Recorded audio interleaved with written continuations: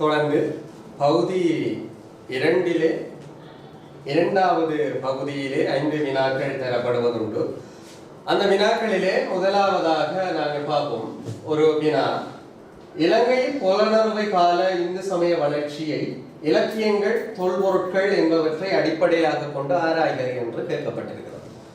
முதலாவதாக நாங்கள் ஒரு வினா தரப்படுகிறதாக இருந்தால் அந்த வினாவை ஆழமாக சிந்திக்க வேண்டியவர்களாயிருக்கிறோம். உதாரணத்துக்கு தலைப்பு என்னென்றால் இலக்கியங்கள், தொல்பொருட்கள் என்பவற்றை அடிப்படையாக கொண்டு ஆராய்க என்று கேள்வி கேட்கப்பட்டிருக்கு. மாணவர்கள் பொதுவாக விடுகின்ற தவறுகள் என்னென்றால் பொதுவாகவே விடை எழுதி விடுகிறார்கள். ஒரு காலத்தை வச்சுக்கொண்டு ஒரு கேள்வி கேட்கப்படுகிறதாக இருந்தால், இப்போ இந்த ஒரு பல்லவர் காலத்திலேயோ அல்லது இலங்கையிலேயோ இந்து சமய பண்பாடு வளர்ச்சி பெற்றதை ஆராய்க அல்லது விளக்கு என்று கேட்டால் கோவில்கள் இருந்தன, வழிபாடுகள் இருந்தன, வணக்க முறைகள் இருந்தன, மன்னர்கள் ஆதரவு வழங்கினார்கள் என்று அப்படியே பொதுவாகவே விடை எழுதுகிற பழக்கத்தை வைத்திருக்கிறார்கள். அப்படி பொதுவாக விடை எழுதினால் அதற்குரிய புள்ளிகள் குறைவாகத்தான் கிடைக்கும். ஏனென்றால் நாங்கள் எப்பவும் வரலாற்று பகுதிகளுக்கு விடையளிக்கிற போது வரலாற்று சான்றாதாரங்களை அடிப்படையாக கொண்டுதான் அந்த கேள்விகளுக்கு விடையளிக்கின்ற பழக்கம் இருக்க வேண்டும். அப்படி விடையளிக்கிற போதுதான் அதற்கு முழுமையான புள்ளி கிடைக்கப்படும். அப்ப இந்த அடிப்படையிலே முதலாவதாக வரலாற்று மூலங்கள், ஒரு வரலாற்றை அறிவதற்குரிய வரலாற்று மூலங்கள் என்கின்ற அடிப்படையிலே சிந்திப்போமாக இருந்தால், ஒரு வரலாற்றை அறிவதற்கு பல மூலாதாரங்கள் இருக்கிறது. இலக்கியங்கள், தொல்பொருட்கள், கல்வெட்டுக்கள் என்று பல சான்றாதாரங்கள் இருக்கிறது. வெளிநாட்டவர்களுடைய குறிப்புகளும் மிகவும் முக்கியமானது ஒரு வரலாற்றை அறிவதற்குரிய சான்றுகளில். இந்த அடிப்படையிலே இப்ப இலங்கையினுடைய இந்து பண்பாட்டை அறிவதற்குரிய வரலாற்று மூலங்களிலே இலக்கிய மூலங்கள் மிகவும் முக்கியமான இடத்தை பெறுகிறது. அதிலே தமிழ் மொழியிலேயும் இருக்கிறது, சிங்கள மொழியிலேயும் இருக்கிறது, சமஸ்கிருத மொழியிலே இருக்கிறது, பாலி மொழியிலே இலக்கியங்கள் இருக்கிறது. பிறநாட்டவருடைய குறிப்புகளின் ஊடாக, பாகியன், ஜுவாங் சுவாங் போன்றவருடைய குறிப்புகளின் ஊடாகவும் வரலாற்றை அறிவதற்கு உதவுகிறது. இதனுடைய கல்வெட்டு சான்றுகளும் எங்களுடைய வரலாறுகளை சொல்வதற்கு உதவுகின்ற மூலாதாரங்களிலே மிகவும் முக்கியமான சான்றாதாரங்களாக இருக்கிறது. இந்த அடிப்படையிலே புலனறுவை, இப்பொழுது கேட்கப்பட்ட வினா என்றால் புலனறுவை கால இந்து சமய வளர்ச்சியே தொல்பொருட்கள், இலக்கியங்கள் என்பவற்றை அடிப்படையாக கொண்டு ஆராய்கள் என்று சொல்லி ஒரு வினா கேட்கப்பட்டிருக்கிறது. இதனுடைய அடிப்படையிலே பார்த்தால் இலக்கிய சான்றுகளையும் தொல்பொருட்களையும் அடிப்படையாக கொண்டு நாங்கள் பார்க்கிற போது இந்த புலனறுவையை தலைநகராக்கியவர்கள் சோழர்கள் என்று நீங்கள் அறிந்து வைத்திருப்பீர்கள். ஏற்கனவே இந்த பாடம் தொடர்பாக கற்று வைத்திருக்கிற மாணவர்களுக்கு தெளிவாக இருக்கும் என்று நினைக்கின்றேன். புலனறுவையை சோழர்கள் தான் தலைநகராக்கினார்கள். அதற்கு முன்னர் அனுராதபுரம் தான் தலைநகராக இருந்தது. அனுராதபுரத்தை 5ஆம் மைந்தன் ஆட்சி செய்து கொண்டிருக்கிற காலகட்டத்திலே சோழர்கள் இலங்கையின் மீது படையெடுக்கிறார்கள். ராயராய சோழனுடைய காலத்திலே தான் இலங்கையிலே சோழர்களுடைய ஆதிக்கம் செலுத்தப்படுகிறது. இந்த அடிப்படையிலே சோழர்கள் புலனறுவையை தலைநகராக்கியவர்கள் சோழர்கள். இந்த புலனறுவை காலம் என்பது கிறிஸ்துவுக்கு பிற்பட்ட காலத்திலே, கிறிஸ்துவின் 9 தொடக்கம் 15ஆம் நூற்றாண்டு இடைப்பட்ட காலகட்டங்களை புலனறுவை காலம் என்று சொல்லி சொல்லுகிறார். இந்த புலனறுவை காலத்திலே இலங்கையிலே புலனறுவையிலே மட்டுமல்லாது ஏனைய பகுதிகளிலும் இந்து பண்பாடு பரவலடைந்திருந்தது. அதற்கு காரணம் என்னென்றால், இந்த தமிழகத்தை ஆட்சி செய்த மன்னர்கள் இலங்கையை ஆட்சி செய்தார்கள். ராயராயன், ராஜேந்திரன் போன்றவர்கள் இலங்கையை ஆட்சி செய்கிறார்கள். அப்படி ஆட்சி செய்கிற போது இந்தியாவினுடைய பண்பாட்டு அம்சங்கள் இலங்கையிலே செல்வாக்கு செலுத்துகிறது. தமிழக பண்பாட்டு அம்சம் இலங்கையிலே செல்வாக்கு செலுத்துகிறது. அப்ப தமிழக பண்பாட்டு அம்சம் இலங்கையிலே செல்வாக்கு செலுத்தியதனாலே அங்கே இருக்கிற பண்பாட்டு அம்சங்களும் இங்கே கலந்து கொள்ளுகிறது. இந்த அடிப்படையிலே பாருங்கள், ராயராயனுடைய மகன் ராஜேந்திரன் 1017 நாடு முழுவதையும் தன்னுடைய ஆதிக்கத்துக்கு கீழ் கொண்டிருக்கிறார். சோழர்களுடைய ஆட்சியிலே புலனறுவை ஜனநாத மங்கலம் என்று அழைக்கப்பட்டது. சோழர்களினுடைய ஆதிக்கத்தின் கீழ் இலங்கையை ஆண்டவர்கள் சோழ இலங்கேஸ்வரர்கள் என்ற பெயரால் அழைக்கப்பட்டார். சோழ இலங்கேஸ்வரர்கள் என்ற பெயரினாலே அழைக்கப்பட்டார். புலனறுவை கால பண்பாட்டை அறிவதாக இருந்தால், நான் ஏற்கனவே சொன்னது போல புலனறுவை கால பண்பாட்டை அறிவதாக இருந்தால் மகாவம்சம், சூழவம்சம், ராஜாவலிய, பூஜாவலிய போன்ற இலக்கியங்களின் ஊடாகவும் அந்த காலத்தில் இழந்த கட்டடங்கள், சிற்பங்கள், கல்வெட்டுக்களின் ஊடாகவும் புலனறுவை காலம் பற்றிய செய்திகளை நாங்கள் அறிந்து கொள்ளக்கூடியதாக இருக்கிறது. அப்ப புலனறுவை காலம் பற்றிய செய்திகளை நாங்கள் அறிந்து கொள்வதற்கு இந்த சான்றுகள் உதவுகின்றது. இந்த அடிப்படையிலே முதலாவதாக பார்ப்போம், புலனறுவை காலத்திலே சோழர்கள் ஆட்சி செய்கிற போது பல ஆலயங்களை கட்டினார்கள். அந்த ஆலயங்களிலே முக்கியமாக சிவனுக்கு என்று சொல்லி 16 ஆலயங்கள், விஷ்ணுவுக்கு என்று 10 ஆலயங்கள், காளி கோவில் 5 என்று கோவில்களை கட்டினார். இந்த கோவில்களில் இன்றும் பாலவன் மாதேஸ்வரர் ஆலயமானது இன்று வரை சிறப்பாக இருக்கின்ற கோவில்களிலே ஒன்றாக இருக்கிறது. இந்த கோவிலை 2ஆம் சிவாலயம் என்று அழைத்துக் கொள்ளுகிறார்கள். இந்த சோழர் காலத்திலே சதுர்வேதி மங்கலங்கள் பெருகின. சதுர்வேதி மங்கலம் என்றால் நீங்கள் ஏற்கனவே படித்து வைத்திருப்பீர்கள். பிராமண குடியிருப்புகள், கோவில்களை அண்டி பிராமணருடைய குடியிருப்புகளை உருவாக்கி கொண்டார்கள். அதனாலே நித்திய நைத்திய பூசைகள் நடைபெறுவதற்கான வாய்ப்புகள் ஏற்பட்டன. அப்ப சதுர்வேதி மங்கலங்கள் இந்து பண்பாட்டு வளர்ச்சியிலே மிகவும் முக்கியமான ஒரு சான்றாதாரமாக இருக்கிறது என்பதை மறந்துவிடக் கூடாது. அடுத்த கட்டமாக நாங்கள் பார்த்தோமாக இருந்தால், இந்த சோழர்களுடைய காலத்திலே இந்து கலாச்சாரம் விருத்தி அடைந்தது. அரசர்களும் அரச குடும்பத்தை சார்ந்தவர்களும் சைவ சமயத்தை சார்ந்தவர்களாக இருந்தார்கள். இலங்கையிலே சோழர்களுடைய ஆட்சியின் போது இந்து கலாச்சாரம் விருத்தி அடைவதற்கு அரசர்களும் அரச குடும்பத்தை சார்ந்தவர்களும் இந்து சமயத்தை சார்ந்தவர்களாக இருந்தார்கள். அரசியலிலும் நிர்வாகத்திலும் இந்து இலக்கியத்தினுடைய செல்வாக்கு காணப்பட்டிருக்கிறது. அரசு சாசனங்களிலே சமஸ்கிருதத்தினுடைய செல்வாக்கு மேலோங்கி இருந்தது.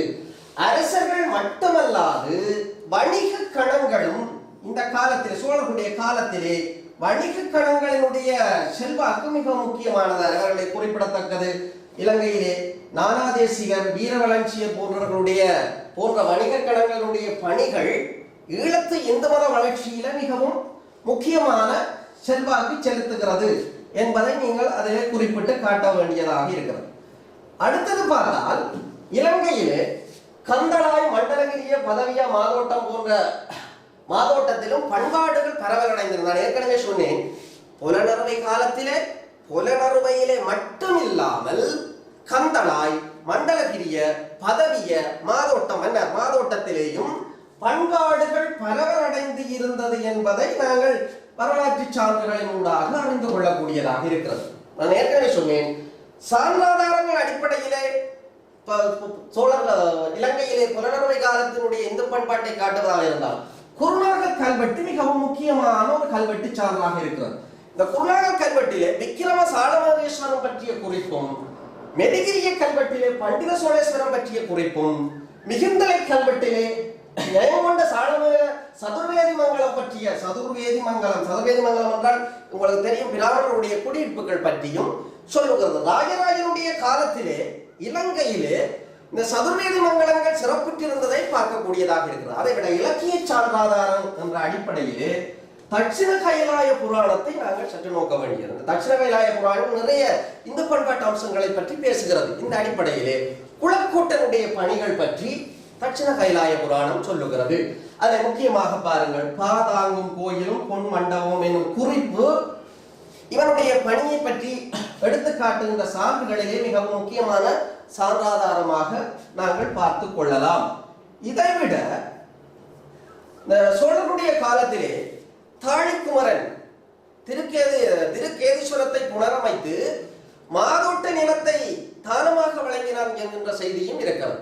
இதைவிட பதவியா கல்வெட்டு முக்கியமான ஒரு கல்வெட்டு சான்றாக இருக்கிறது. பதவியா என்ற இடத்திலே இருக்கிற கல்வெட்டு முக்கியமான சான்றாக காளி கடத்தவர் அமைத்த காளி கோயில் பற்றிய குறிப்பே அதிலே இருக்கிறது. அதைவிட சூழ வம்சம், சோழர் காலத்து இலங்கையிலே புலனறுவை காலத்திலே இருக்கின்ற சோழ வம்சத்தினுடைய சான்றாதாரம் முக்கியமானதாக இருக்கிறது. விக்கிரமபாகு புரோகிதர்கள் மூலம் வேள்விகளையும் இந்து சமய கிரியைகளையும் நடத்தினார் என்று சொல்கிறார். விக்கிரமபாகு என்பது ஒரு சிங்கள மன்னன். அவன் புரோகிதர்களின் மூலம் வேள்விகளையும் இந்து சமய கிரியைகளையும் நடத்தினார் என்கின்ற செய்தியை சூழவம்சம் சொல்லுகிறது. இது பகுதி ஒன்றுக்கும் இந்த கேள்விகள் கேட்கப்படுவதுண்டு. விக்கிரமபாகு மன்னன் புரோகிதர்களின் மூலம் வேள்விகளையும் இந்து சமய கிரியைகளையும் நடத்தினார் என்ற சான்று இருக்கின்ற இலக்கியம் எது என்றால் சூழவம்சம் என்று தெரிஞ்சு வச்சுக் கொள்ளுங்கள். அடுத்தது மகாவம்சம் சொல்லுகிற செய்தியை பார்த்தால், மானாபரணனுடைய அரண்மனையிலே வேதங்களில் அல்ல புரோகிதர்கள் ஓமம் வளர்த்து யாகம் செய்தார்கள் என்கின்ற செய்தியை அது சொல்லுகிறது. இது ஒரு சிங்கள மன்னன். அப்ப இதைவிட பராக்கிரமபாகுவினுடைய பிறந்த நாள் தொட்டு வைதிக சடங்குகள் நடைபெற்றது என்ற சான்றையும் நாங்கள் இந்த இலங்கையிலே புலனறுவை காலத்திலே இந்து பண்பாட்டு வளர்ச்சியிலே நாங்கள் பார்த்துக் கொள்ளக்கூடியதாக இருக்கிறது.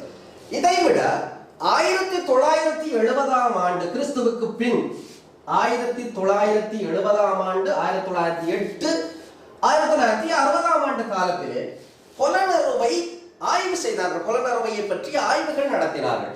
அந்த ஆய்வு குறிப்புகளிலே புலனறுவையிலே வழிபாடாற்றப்பட்ட இறை வடிவங்கள் பல கண்டெடுக்கப்பட்டன.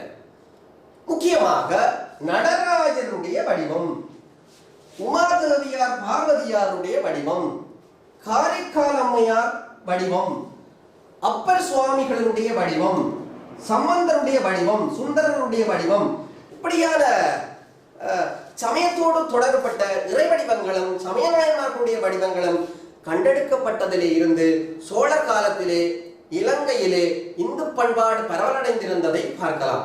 இதைவிட கிறிஸ்துவுக்கு பின் 13ஆம் நூற்றாண்டு கிறிஸ்துவின் 13ஆம் நூற்றாண்டு காலத்திலே மாகனுடைய ஆட்சியிலே கிழக்கு இலங்கையிலே இந்து சமய பண்பாட்டு அம்சங்கள் சிறப்படைந்திருந்ததை நாங்கள் அறியலாம். இந்த கிழக்கிலங்கையிலே தார்தோன்றீஸ்வரம் போன்ற கோவில்கள் இந்த காலத்திலே விமானங்கள் புனரமைக்கப்பட்ட செய்திகள் போன்றவற்றை எல்லாம் சொல்லுகிறார். 13ஆம் நூற்றாண்டு காலத்துக்குரியது என்று சொல்லுகிறார்கள். அப்ப இதனுடைய அடிப்படையிலே பார்க்கிற போது சோழர் காலத்திலே இலங்கையிலே இந்து பண்பாட்டினுடைய அம்சங்கள் இவ்வாறு இலக்கிய சான்றுகள் தொல்பொருட்கள் என்பவற்றை அடிப்படையாக கொண்டு இலங்கையிலே இந்து பண்பாட்டு அம்சங்களை நாங்கள் விளக்கிக் கொள்ளக்கூடியதாக இருக்கிறது. இப்போ இது கட்டுரை வடிவமான வினாவாக இருப்பதனாலே ஏற்கனவே சொல்லப்பட்ட சோழர் காலம் பற்றிய இலங்கையை பற்றி ஒரு அறிமுகம், வரலாறு பற்றி ஒரு அறிமுகம் கொடுத்து அந்த அறிமுகத்தோடு சோழர் காலத்தை பற்றிய செய்திகளை சொல்லிக் கொண்டு வந்து முடிவுரை எப்படி எழுதுவது, கட்டுரை வினா என்றால் ஒரு முடிவுரை அவசியமானதாக இருக்கிறது. முடிவுரை எழுதுவது என்பது நீங்கள் ஒவ்வொரு பந்தியிலும் சொல்லப்பட்ட விடயங்களுடைய சாராம்சங்களை சுருக்கமாக இறுதியாக கொடுப்பதுதான் முடிவுரையாக இருக்கிறது. இப்படியாக இந்த வினாவினுடைய விடை அமைக்கிற போது அந்த விடை திருப்திகரமான விடையாக இருக்கும். அடுத்து இரண்டாவது வினாவிற்கு வரும். வேதாந்த கோட்பாடுகளில் சங்கரனது அத்வைத கோட்பாட்டின் அடிப்படை சிந்தனைகளை மதிப்பிடுக.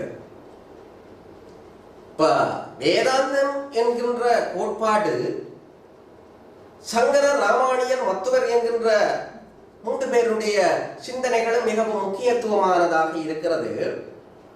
இதிலே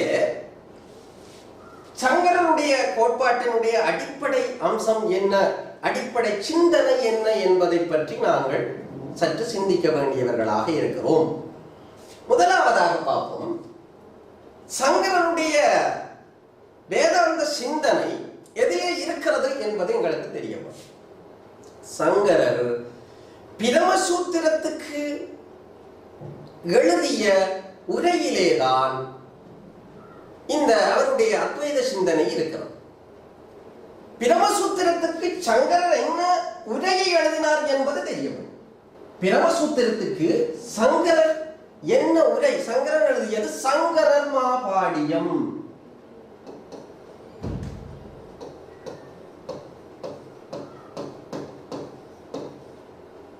இந்த சங்கரர் மாபாடியத்திலேதான் அத்வைத சிந்தனை இருக்கு.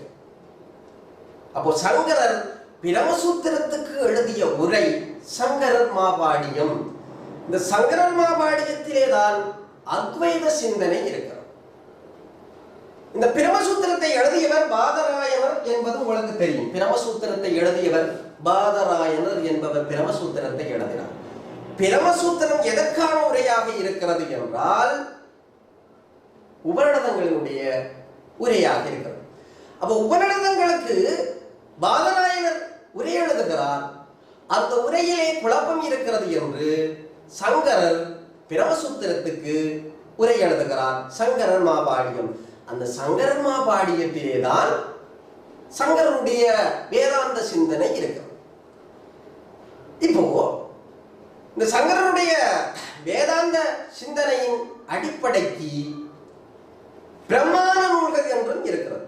இந்த பிரமாண என்னென்ன நூல்களை சங்கரர் பிரமாண நூல்களாக பயன்படுத்தி இருக்கிறார் என்றால் உபநிடதம், பகவத்கீதை, பிரமசூத்திரம் குறித்து வைத்துக் கொள்ளும். உபநிடதம், பகவத்கீதை, பிரமசூத்திரம் முக்கியமானதாக இருக்கிறது. இந்த மூன்றும் பிரஸ்தான திரயங்கள் என்று அழைப்பார்கள். அப்போ சங்கரனுடைய அத்வைத சிந்தனை சங்கரர் மாபாடியத்திலே இருக்கிறது. சங்கரனுடைய அத்வைத சிந்தனை சங்கரர் மாபாடியத்திலே இருக்கிறது. இந்த சங்கரர் மாபாடியத்திலே ஆராய்ச்சி செய்யப்பட்ட விடயங்கள் என்ன என்றால், ஆராய்ச்சிக்கு உட்படுத்தப்பட்டவை எவை என்றால் பிரமம், ஆன்மா, உலகம். இந்த மூன்று பொருட்களையும் சங்கரர் ஆராய்ந்தார். ஆராய்ச்சி செய்த சங்கரர் பிரஸ்தான திரயங்களை அடிப்படையாக கொண்டு பிரமசூத்திரத்துக்கு உரை எழுதுகிற போது பிரமசூத்திர உரையிலே மூன்று பொருட்களிலேயும் இந்த பிரமம் மட்டும்தான் உண்மை என்றால், இந்த பிரமத்தை மட்டும்தான் உண்மை என்றார். பிரமம், ஆன்மா, உலகம் என்ற மூன்று பொருட்களிலேயும் பிரமம் மட்டும்தான் உண்மை என்பது சங்கரருடைய அடிப்படை சிந்தனை. அப்ப இதனாலே சங்கரரை ஏகான்மவாதி என்று சொல்வார்கள். சங்கரரை ஏகான்மவாதி ஏனென்றால் ஒரு ஆன்மாவை உண்மைப்படுத்துவதனால் சங்கரர் ஏகான்மவாதி.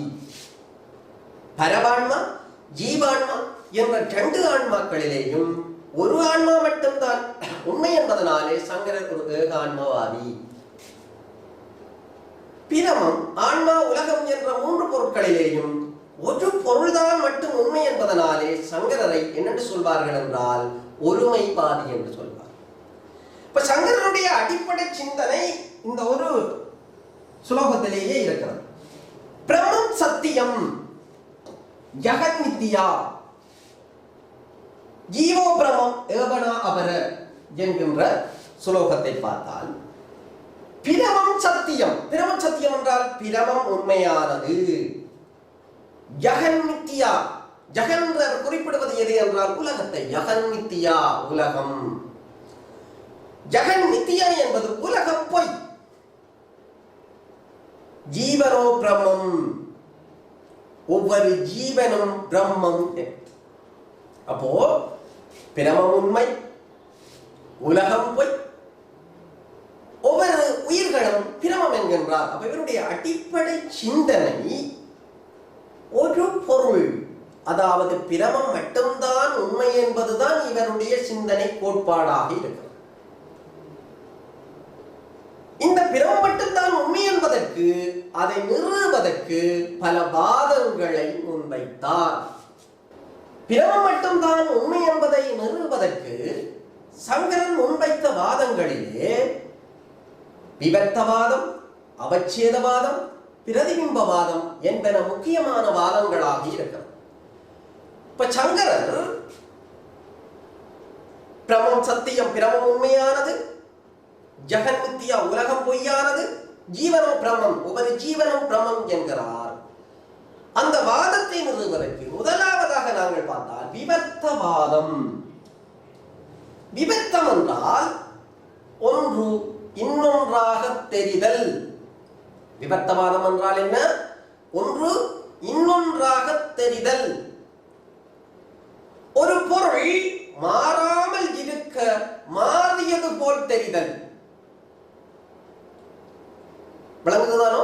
அப்போ ஒரு பொருள் மாறாமல் இருக்க மாறியது போல் தெரிதல் விவர்த்தவாதம். அந்த விவர்த்தவாதத்தினூடாக உலகத்தை பொய் என்கிறார். உலகத்தை ஒரு தோற்ற பொருள் என்கிறார்.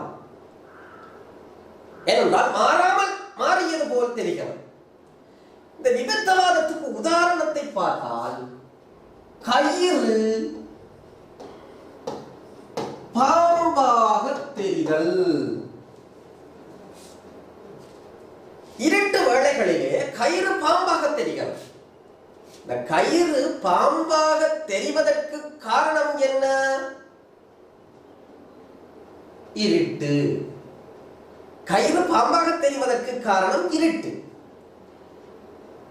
அந்த இருள் நீங்கிச்சு என்றால் கயிறு கயிறாகவே தெரியும். ஆனால் கயிறு எப்பாவது பாம்பாக மாறுமோ? மாறாது. அதனால் தான் சொல்லுகிறார்கள், ஒரு பொருள் மாறாமல் இருக்க மாறியது போல் தெரிகிற வாதத்தை விவர்த்தவாதம் என்கிறார். அப்போ உலகம் என்கின்ற ஒரு பொருள் எங்களுக்கு தெரிகிறது. அப்போ உலகம் என்கின்ற ஒரு பொருள் தெரிகிறதே தவிர, ஆனால் பிரமம் தான் உலகாக தெரிகிறது என்கிறார். அப்படி தெரிவதற்கு காரணம், இப்ப கயிறு பாம்பாக தெரிவதற்கு காரணம் இருள் போல், பிரமம் உலகாக தெரிவதற்கு காரணம் மாயை என்கிறார். அப்போ உலகம் பொய் என்கிறார். அப்போ உலகம் பொய் என்பதற்கு விவர்த்தவாதத்தை காட்டுகிறார். அப்போ நாங்கள் பொதுவாக தொகுத்து பார்த்தால், இருட்டு வேளைகளிலே கயிறு பாம்பாக தெரிகிறது, அவ்வாறு தெரிவதற்கு காரணம் இருள். அதுபோல இந்த பிரமமும் உலகாக தெரிவதற்கு காரணம் மாயை. இந்த மாயையினுடைய அறியாமைத்தன்மை நீங்குகிற போது பிரமம் மட்டும்தான் உண்மை என்கின்ற முடிவு வந்துவிடும். அப்ப இதனூடாக உலகத்தை பொய் என்கிறார். அடுத்த விஷயத்துக்கு வருவோம். அவச்சேதவாதம், பிரதிபிம்பவாதம் என்கின்ற வாதங்களை கையாளுங்கள். நீங்க அதெல்லாம் தெளிவாக படிச்சு வச்சிருப்பீர்கள். இந்த வினாவுக்கு எந்த விஷயங்களை நாங்கள் கொடுக்க வேண்டும் என்கிற அடிப்படையிலே பார்த்து கொண்டிருக்கிறோம். அவச்சேதவாதம், பிரதிபிம்பவாதம் என்ற இரண்டு வாதங்களை ஊடாக பார்த்தால், ஆன்மாவை ஒரு மாற்றப்பொருள் என்கிறார். பிரமத்திலே இருந்து ஆன்மா வருகிறது. பிரமத்தை மாயை தாக்குகிற போது ஆன்மா உருவாகிறது என்றார். இப்போ ஒரு வான வெளிப்பரப்பிலே அவச்சேதவாதத்தை பார்ப்போம். ஒரு வான வெளிப்பரப்பிலே ஒரு குடத்தை கொண்டு போய் வைப்போம்.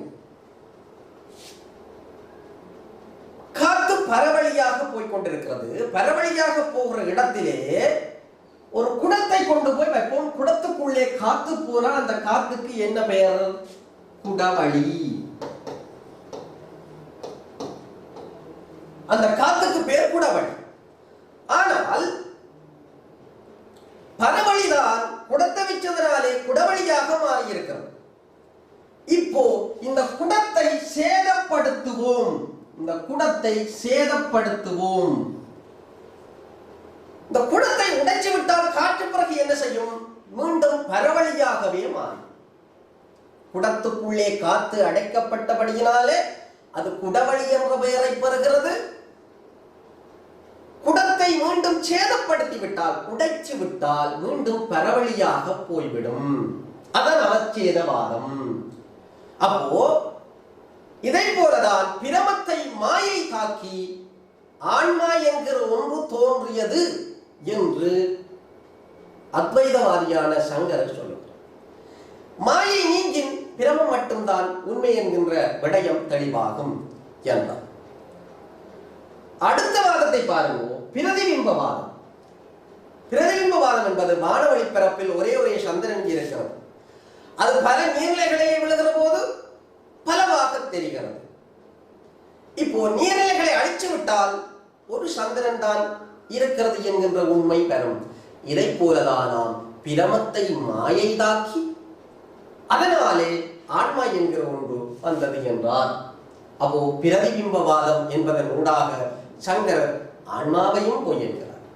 அப்ப பிரமத்தை மட்டும்தான் உண்மை என்கிறார். இந்த உண்மை பிரமத்துக்கு இரண்டு நிலைகள் இருக்கிறது என்றார். இரண்டு நிலைகள் இந்த பிரமத்துக்கு இருக்கிறது. என்னங்க அந்த இரண்டு நிலை? மாயையோடு சேர்ந்த நிலை, மாயையோடு சேராத நிலை. மாயையோடு சேர்ந்த நிலை சப்பிரம நிலை என்கிறார். மாயோடு சேராத நிலை நிஷ்பிரம நிலை, மேல்நிலையில் இருக்கிற நிலை நிஷ்பிரம நிலை என்கிறார். அப்ப பிரமம் உண்மையான ஒரு பொருள். அந்த பிரமத்தை மாயதாக்கியதால் தான் ஆன்மா வருகிறது என்றார். மாயையின் காரணமாகத்தான் உலகாக தெரிகிறது என்றார். ஒரு பொருள் சிந்தனை தான் இவருடைய வாதமாக இருக்கிறது. இப்படி ஒரு பொருள் வாதத்தை நிறுவுவதற்கு சங்கரர் வைச்ச பிரதானமானது எது என்றால் மாயையை காட்டித்தான் சங்கரர் ஒரு பொருள் வாதத்தை நிறுவுகிறார். அப்ப தன்னுடைய கோட்பாட்டை நிறுவுவதற்கு மாயை என்ற ஒன்றை பயன்படுத்துவதனாலே இவரை மாயாவாதி என்று சொல்வார். தன்னுடைய கோட்பாட்டை நிறுவுவதற்கு மாயை என்ற ஒன்றை பயன்படுத்துவதனால் சங்கரர் மாயாவாதி என்று அழைக்கப்படுகிறார். அப்போ இந்த அறியாமை இருள் நீங்கி ஆன்மா ஈடேற்றம் பெற வேண்டும். ஆன்மா ஈடேற்றத்துக்கான வழி என்னென்றால், ஆன்மா ஈடேற்றத்துக்கு என்ன தேவை என்றால் ஞானம் தேவை என்றால், ஞானம் தேவை. இந்த ஞானத்தை பெறுவதற்கு வழி என்ன என்றால் சங்கரர் அதைத்தான் விளக்குகிறார். என்னென்றால் உபநிடதங்களை அடிப்படையாக கொண்டு ஆன்மா ஞானம் பெறுவதற்கு வழி சிரவணம்,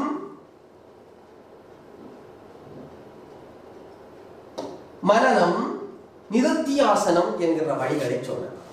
சிரவணம் என்பது ஒரு குருவிடம் போய் படிக்கிறது. மனனம் என்பது படித்ததை சிந்திப்பது. நிருத்தியாசனம் என்பது அதன் வழி ஒழுகுவது. அப்ப இப்படி ஒழுகினால் என்ன நடக்கும் என்றால் ஆன்மாவிற்கு ஞானம் கிடைக்கும். அப்ப ஆன்மாவுக்கு ஞானம் கிடைத்த உடனே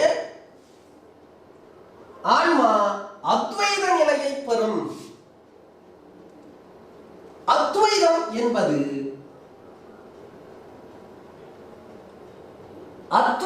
என்பது சக துவைதம். என்றால் இல்லை, துவைதம் என்றால் இரண்டு. அது என்ன இரண்டு இல்லாத நிலையை பெறுகிறது என்றால் ஆன்மா பிரமம் இரண்டு இல்லாத நிலையை பெறுதல் அத்வைதம்.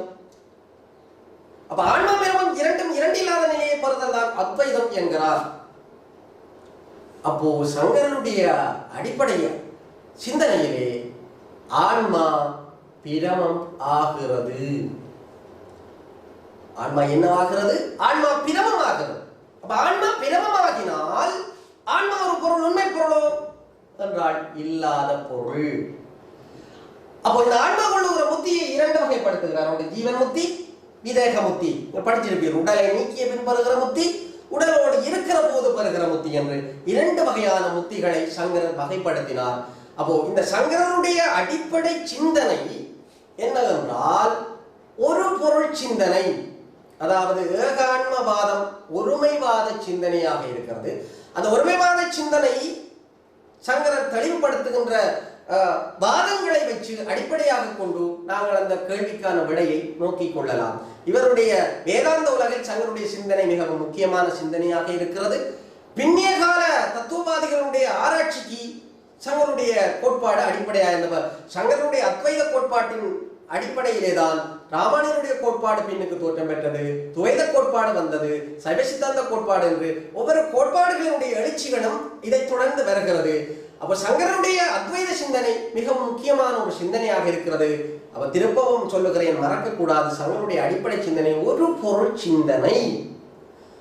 அந்த ஒரு பொருள் எது என்றால் பிரமம்.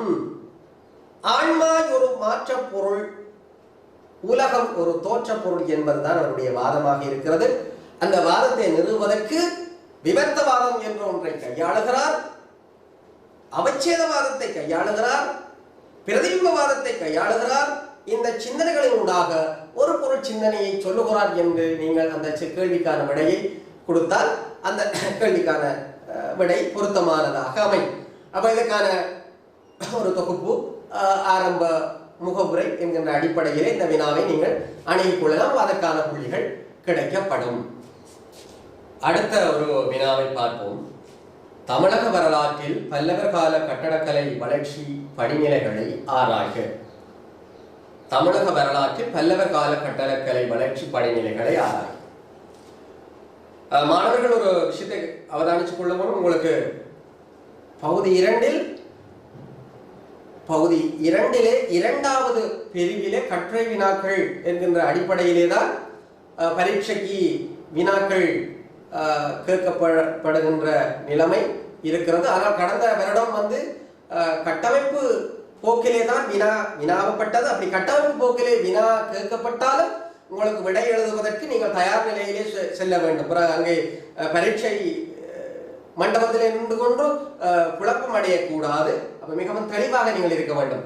கட்டமைப்பு வினாவாக இருந்தாலும் கட்டுரை வினாவாக இருந்தாலும் அதற்கு விடையளிப்பதற்கு நீங்கள் தயார் நிலையிலே இருக்க வேண்டும். அப்ப அதை நீங்கள் சரியான முறையிலே ஆயத்தப்படுத்தி கொண்டு செல்ல வேண்டும். அப்ப பாருங்கள், இந்த தமிழக வரலாற்றில் பல்லவ கால கட்டடக்கலை வளர்ச்சி படிநிலைகளை ஆராய்க என்றால், தமிழக வரலாற்றிலே பல்லவர் காலம் மிகவும் ஒரு முக்கியமான காலகட்டம்.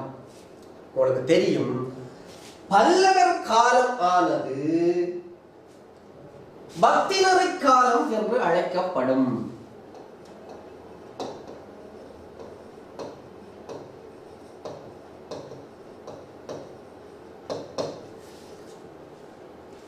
பக்தி இலக்கிய காலம் என்று அழைக்கப்படும். ஏன் பல்லவர் காலத்தை பக்தி நெறி காலம் என்கிறார்கள் என்றால், பக்தி நெறி வளர்ச்சி பெற்றபடியால். பல்லவர் காலத்தை பக்தி இயக்க காலம் என்றும் சொல்வார்கள். ஏனென்றால் நாயன்மார்கள் ஆழ்வார்கள் பக்தியை வளர்ப்பதற்கு இயக்கங்களாக நின்று தொழிற்பட்டபடியினாலே பல்லவர் காலத்தை பக்தி இயக்க காலம் என்பார். பக்தி இலக்கிய காலம் என்றும் பல்லவர் காலத்தில் சொல்வார்கள். ஏன் பல்லவர் காலத்தை பக்தி இலக்கிய காலம் என்கிறார்கள் என்றால், பல்லவர் காலத்திலே பல நூற்றுக்கணக்கான பதிக இலக்கியங்கள் எழுச்சி பெற்றன. அந்த பதிக இலக்கியங்கள் சமய வளர்ச்சியிலே மிக முக்கியமான பங்களிப்பை செலுத்தி இருக்கின்றன. பல்லவர் காலம் பக்தி நெறி காலம், பக்தி இயக்க காலம், பக்தி இலக்கிய காலம் என்ற பல பெயர்களினாலே பல்லவர் காலத்தை அழைத்துக் கொள்கிறார். இந்த பல்லவர் காலத்திலே முக்கியமான பல மாற்றங்கள் நிகழ்ந்தன. சமண பௌத்த மதங்களுடைய மேலாதிக்கத்திலே இருந்து சைவ சமயம் வைஷ்ணவ சமயம் மேலோங்குகிற நிலையில், இந்த அடிப்படையில் இந்த பின்னணியில் பல்லவர் கால கலை வளர்ச்சியிலே கட்டடக்கலை வளர்ச்சி குறிப்பிடத்தக்க இடத்தை பெறுகிறது. இப்போ முதலாவதாக பார்ப்போம், பல்லவர் கால கட்டடக்கலை வளர்ச்சியில் மகேந்திரவர்மன் முதலாவதான பணியிலே முக்கியமான ஆளாகும். இந்த மகேந்திரவர்மன் சமண சமயத்திலிருந்து அப்பர் சுவாமிகளினாலே சைவ சமயத்துக்கு கொண்டு வரப்படுகிறான். அவன் சைவத்தின் நிலைப்புக்காக ஆலயங்களை கட்டினான் என்று சொல்லுகிறான்.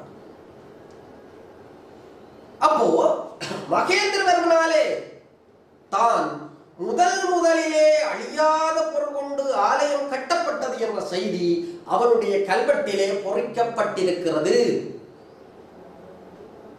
மண்டகப்பட்டு என்ற இடத்திலே மும்மூர்த்திகளுக்கு அழியாத பொருள் கொண்டு ஆலயம் அமைப்பித்த விசித்திர சித்தன் என்கின்ற செய்தி பொறிக்கப்பட்டிருக்கிறது. இதன் மூலம் பல்லவர் காலத்திலேதான் அழியாத பொருள் கொண்டு ஆலயம் கட்டப்பட்டது என்ற செய்தி கல்வெட்டு சான்றினூடாக சொல்லுகிறது. ஆனால் சில வரலாற்று ஆய்வாளர்கள் சொல்லுகிறார்கள், பல்லவர் காலத்துக்கு முன்னர் பிள்ளையார்பட்டி என்ற இடத்திலே அழியாத பொருள் கொண்டு ஆலயம் அமைக்கப்பட்டது என்று. ஆனால் எங்களுக்கு கல்வெட்டு சான்று மகேந்திரவர்மனுடைய கல்வெட்டு சான்றினூடாக பார்த்தால் முதலிலே அழியாத பொருள் கொண்டு கோவில் கட்டுகிற பணியை தொடங்கியது மகேந்திரவர்மன் என்கின்ற அடிப்படையிலே சிந்திக்கலாம். முதலாவதாக பார்த்தால் மகேந்திரவர்மனுடைய பாணி கிபி 600 கிபி 650 வரையான காலம். இரண்டாவது ராயசிம்மனுடைய பாணி கிபி 650க்கும் கிபி 700க்கும் இடைப்பட்ட காலம். மூன்றாவது நரசிம்ம பல்லவனுடைய பாணி கிபி 700க்கும் கிபி 800க்கும் இடைப்பட்ட காலகட்டம். அடுத்தது நந்திவர்மனுடைய பாணி 800 தொடக்கம் கிபி 900 வரையான காலகட்டம் என்று சொல்லி சொல்லுகிறார். இதுல முக்கியமாக 3 காலகட்டம் மிகவும் முக்கியமானது: மகேந்திரவர்மன், ராயசிம்மன், நரசிம்ம பல்லவன். இப்ப கேள்வி, பல்லவர் கால கட்டடக்கலையினுடைய பிரதான வளர்ச்சி படிகளை ஆராய்க என்று கேட்கப்பட்டிருக்கிறது. அப்போ முதலாவது கட்டம், இரண்டாவது கட்டம், மூன்றாவது கட்டம் என்று 3 கட்டங்களாக பல்லவர் கால கட்டடக்கலை வளர்ச்சி நிலை படிகளை நாங்கள் சிந்திக்கலாம். இப்ப முதலாவது படிநிலையை பார்ப்போம். மன்னர்களை அடிப்படையாக கொண்டு அப்படி இந்த வரையறைக்குள்ளே இருந்தாலும் கட்டட அமைப்பை கொண்டு பல்லவர் கால கட்டடக்கலையினுடைய முதலாவது படிநிலையை பார்ப்போம். முதலாவது படிநிலையிலே குடைத்தளி கோவில்கள் முக்கிய இடத்தை பெறுகிறது. முதலாவது கட்ட வளர்ச்சி படிநிலையை பார்த்தால் குடைத்தளி கோவில்கள் முக்கிய இடத்தை பெறுகிறது. இந்த குடைத்தளி கோவில்களை கட்டியது யார் என்றால் மகேந்திரவர்மன் தான் குடைத்தளி கோவில்களை கட்டினார். இதை இன்னொரு பெயராலே சொல்லுவார்கள், குடைவரை கோவில்கள் என்றும் சொல்லுவார்கள். சிறிய மலைக்குன்றுகள் தெரிவு செய்யப்பட்டு மலையை குடைந்து குடை போன்ற அமைப்பிலே உருவாக்கப்பட்டபடியினாலே அது குடைவரை கோயில். அப்போ உட்புறம் செதுக்கப்பட்டு வெளிப்புறம் செதுக்கப்படாது பார்த்தால் ஒரு குடையினுடைய சாயலில் அந்த கோவில் இருக்கு.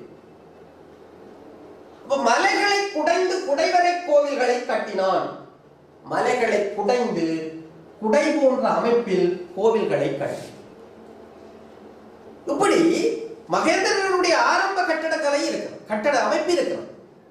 அப்படி அமைக்கப்பட்ட கோவில்கள் சீயமங்கலம், திருவல்லம், திருக்கழுக்குன்றம், மண்டகப்பட்டு, மாமண்டூர், சிங்காவரம், மகேந்திரவாடி, திருச்சிராப்பள்ளி போன்ற இடங்களிலே காணலாம். மகேந்திரனுடைய கோவில்களை இந்த இடங்களிலே காணலாம். இந்த கோவில்களிலே சிவனுக்கு அமைக்கப்பட்ட கோவில்கள் இருக்கிறது, விஷ்ணுவுக்கு அமைக்கப்பட்ட கோவில்கள் இருக்கிறது, திருமாலுக்கு அமைக்கப்பட்ட கோவில்கள் இருக்கிறது. இதை பாருங்கள், மாமண்டூர், மகேந்திரவாடி, சிங்காவரம், நாமக்கல் ஆகிய இடங்களிலே பெருமாளுக்கு கோவில் கட்ட. பெருமாள் என்றது விஷ்ணுவுக்கு ஆலயங்கள் கட்டப்பட்டது. இரண்டாவது பாருங்க, சீயமங்கலம், பல்லாவரம், வல்லம், தள்ளபானூர் போன்ற இடங்களிலே சிவன் கோவில்கள் கட்டப்பட்டது. அடுத்தது மண்டகப்பட்டிலே மும்மூர்த்திகளுக்கு கோவில், பிரம்மா, விஷ்ணு, சிவன் ஆகியோருக்கு கோவில் அமைக்கப்பட்டது. இந்த மண்டகப்பட்டு என்ற இடத்திலே தான் அழியாத பொருட்கொண்டு ஆலயம் அமைப்பித்த விசித்திர என்ற செய்தி இருக்கிறது, மறக்கக்கூடாது. அப்ப இந்த கோவிலுடைய அமைப்பு நிலையை பார்த்தால் கற்பகிரகம் அதுக்கு முன்னாலே மண்டபம் கொண்டதாக இந்த கோவில் இருக்கிறது. மண்டபத்தை தூண் தாங்கி இருக்கும். இந்த தூணினுடைய உயரம் 7 அடி, அகலம் 2 அடி கொண்டதாக காணப்படும்.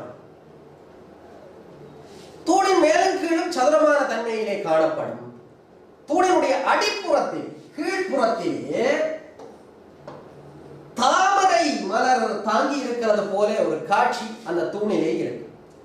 அப்ப தாமரை மலர் தாங்கி நிற்கிறது போல காணப்படுகிறது. மேற்பகுதியிலே மொட்டு போன்ற போதிகை அமைப்பும் உண்டு. இதே நேரத்தில் தூணுடைய புறங்களில் மகேந்திரனுடைய பட்டிய பெயர்கள் பல பொறிக்கப்பட்டிருக்கிற தன்மையையும் காணலாம். இது பல்லவர் காலத்திலே மகேந்திரனுடைய கட்டடக்கலை அமைப்பை பிரதிபலிக்கிறது. அப்போ மகேந்திரனுடைய கட்டடக்கலையிலே குடை போன்ற அமைப்பிலே கோவில்களை கட்டி கொண்டால், மலை குன்றுகளை தெரிவு செய்து கட்டினான். அப்படி மலை குன்றுகளை தெரிவு செய்து கோவில்களை கட்டுகிற போது சீயம், திருவல்லம், திருக்கழுக்குன்றம், மண்டகப்பட்டு, மாமண்டூர், சிங்காவரம், மகேந்திரவாடி, திருச்சிராப்பள்ளி போன்ற பல இடங்களிலே கோவிலை கட்டினான். இந்த கோவில்கள் பெருமாளுக்கானதாகவும் சிவனுக்கானதாகவும் மும்மூர்த்திகளுக்கானதாகவும் இருக்கிறது.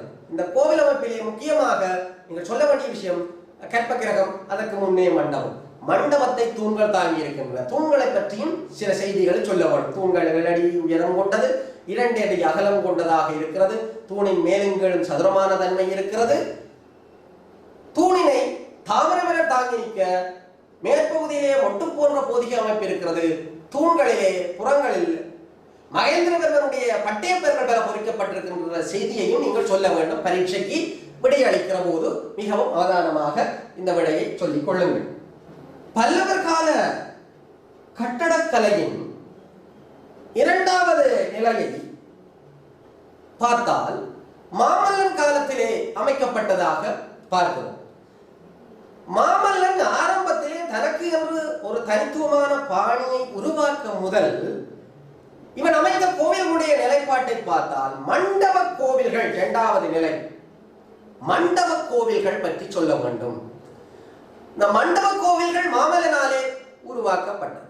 அதிலே திருமூர்த்தி மண்டபம், ஆதிவராக மண்டபம், மகிஷமர்த்தனி மண்டபம், தர்மராஜன் மண்டபம் போன்றவை மிகவும் முக்கியமானதாக இருக்கிறது. இந்த கோவில்கள் பற்றி திருமூர்த்தி மண்டபம், ஆதிவராக மண்டபம், மகிஷமர்த்தனி மண்டபம், தர்மராயன் மண்டபம் போன்றவற்றை சொல்லலாம். இந்த கோவில்கள் குகை கோயிலை போன்ற ஏற்கனவே நாங்கள் பார்த்து வச்சிருக்கிறோம்.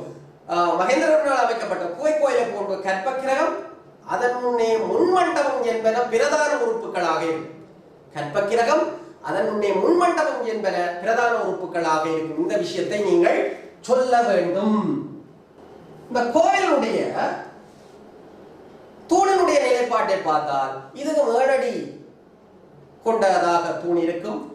மேற்புறம் அடிப்புறம் சதுரமான நிலையில் இருக்கும். நடுப்பகுதியிலே எண்கோணம் இருக்கும். மொட்டு கும்பம் மொட்டு தொங்கும் வகையிலே காணப்படுகின்ற பொதிகை அமைப்புகள் இருக்கிறது. அதே நேரத்தில் இந்த கோவிலிலே மகேந்திரனுடைய கோவில்களை சொல்வார்கள் தாமரை மலர் தாங்கி இருக்கிறது.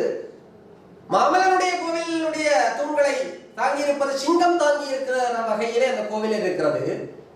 இந்த திருமூர்த்தி மண்டபத்தை பற்றி பார்த்தால் திருமூர்த்தி மண்டபம் 3 கருவறைகளை கொண்டது. சிவன், விஷ்ணு, பிரம்மா ஆகியோருக்கு அமைக்கப்பட்டது. மண்டப கோவில்கள் பற்றியும் நீங்கள் ஒரு சிறிய குறிப்பு அந்த பல்லவ கால கட்டடக்கலை வளர்ச்சியிலே சொல்ல வேண்டியதாக இருக்கும். அப்போ பல்லவ கால கட்டடக்கலை வளர்ச்சியிலே மாமல்லனுடைய கட்டடத்திலே பார்த்தால் முன்னுக்கு மண்டப கோவில்களை அமைத்துக் கொண்டாலும் பிறகு என்ன செய்கிறான் என்றால் ரத கோவில்களை கட்டினான். அந்த ரத கோவில்களுக்கு தான் இன்னும் ஒரு பெயர் மலைத்தளி கோவில்கள். இந்த மலைத்தளி கோவில்கள் அடுத்த கட்ட வளர்ச்சி நிலையை காட்டுகிறது என்றால் மகேந்திரவர்மன் கோவில்களை கட்டுகிற போது, மகேந்திரவர்மன் கோவிலை கட்டுகிற போது உட்புறம் செதுக்கி வெளிப்புறத்தை செதுக்காமல் குடை போன்ற அமைப்பிலே கோவிலை கட்டினான். ஆனால் அடுத்த கட்ட வளர்ச்சியிலே முக்கியமான வளர்ச்சி நிலையை இந்த மாமல்லனுடைய கட்டடக்கலை காட்டுகிறது என்றால் உட்புறம் மட்டுமன்றி வெளிப்புறமும் செதுக்கி தேர் போல் அமைத்தான். இதான் சொல்வார், மரத்திலே தேரை செதுக்குவது போல தேர் போன்ற அமைப்பிலே இந்த கோவில் இருக்கிறது. இந்த கோவில் அமைப்பிலே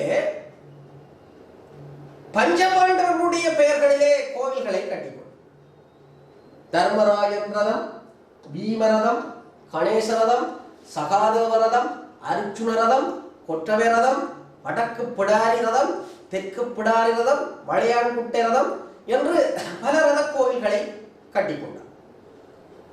அந்த கோவில்கள் மகேந்திரவர்மனுடைய பாணியை தொடர்ந்து வந்தாலும் இது சற்று வித்தியாசமாக இருக்கிறது என்றால் வெளிப்புறம் செதுக்கி ரதம் போன்ற வடிவத்திலே இந்த கோவிலை அமைத்துக் கொண்டார். அப்ப அந்த விஷயத்தை நீங்கள் சொல்ல வேண்டியதாக இருக்கும்.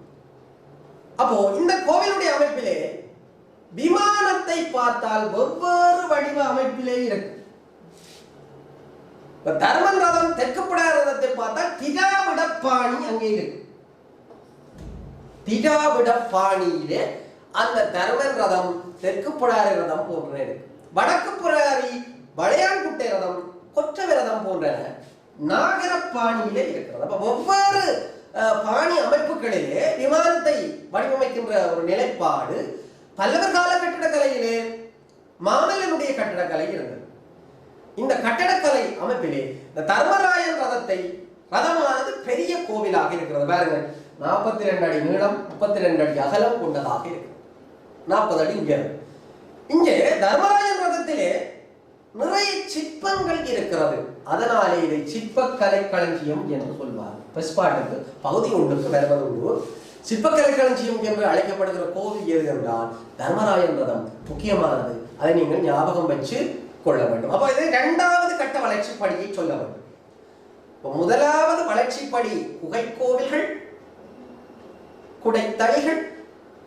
2வது முக்கியமாக மலைத்தளி, இடையிலே மண்டப கோவில்கள் பற்றியும் சொல்ல வேண்டும். முக்கியமாக அடுத்தது மலைத்தளி கோவில். மலைத்தளி கோவிலோட நின்று விட்டதா, ரத கோவிலோட நின்று விட்டதா என்றால் இல்லை. அடுத்த கட்ட ஒரு வளர்ச்சியையும் பல்லவர் கால கட்டடம் தொடுகிறது. அதையும் சொல்லி காட்ட வேண்டும். என்ன என்று பார்த்து அப்ப முன்னுக்கு பார்த்தோம் குடைத்தளி, மலைத்தளி. அடுத்தது குடைத்தளி கோயில், அடுத்த கட்ட வளர்ச்சி நிலை. அந்த குடைத்தளி கட்டுத்தளி கோவில்கள் எப்படி இருக்கிறது என்றால் இதை கற்றளி ஆலயம் என்றும் சொல்வார்கள். உங்களுக்கு ஏற்கனவே தெரிஞ்சிருக்கும், தெரியாத பிள்ளைகள் நோட் பண்ணி வச்சுக் கொள்ளுங்கள். கற்றளி ஆலயம் என்றும் அழைப்பார். கற்றளி ஆலயம் என்றால் என்ன? கல்லை ஒன்றன் மேல் ஒன்றாக வைத்து கட்டி ஒன்றன் மேல் ஒன்றாக அடுக்கி ஆலயம் கட்டுகிற முறையைத்தான் கற்றளி ஆலயம் என்பார்கள். இந்த கற்றளி ஆலய கட்டுகிற மரபு யாரோடு தொடர்படுகிறது என்றால் முக்கியமாக ராயசிம்ம பல்லவன்.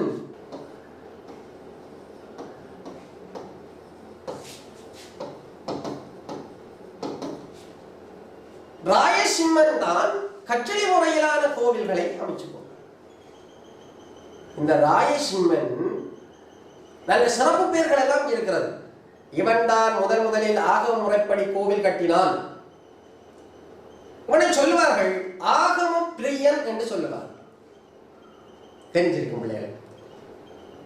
வேறு சொல்லுவார்கள் சைவ சித்தாந்தப்படி சைவ சித்தாந்த மார்க்கன் என்றெல்லாம் சொல்லுவார்கள் ராயசிம்மனை. இந்த ராயசிம்மனாலே அமைக்கப்பட்ட முக்கியமாக கோவில்களிலே கற்றளி ஆலய அமைப்பு முறையிலே மாமல்லபுர கடற்கரை கோவில், ஈஸ்வரர் கோவில், முகுந்தன் கோவில், காஞ்சி கைலாசநாதர் கோவில் போன்றன முக்கியமான கோவில்களாக இருக்கிறது.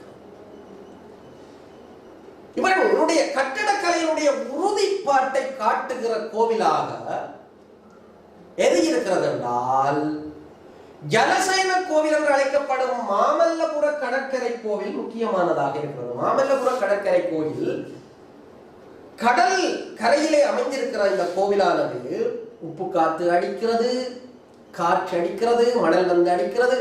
இத்தனை வருடங்கள் கடந்தும் இந்த கோவில் அசையாது இருக்கிறது என்பதனாலே தான் ஜலசயன கோயில் என்கிறார்கள். மறக்கப்படாது. மாமல்லபுர கடற்கரை கோவிலைத்தான் ஜலசயன கோயில் என்று அழைக்கிறார். அப்போ அதைத் தொடர்ந்து காஞ்சி கைலாசநாதர் கோயில் முக்கியமானதாக இருக்கிறது.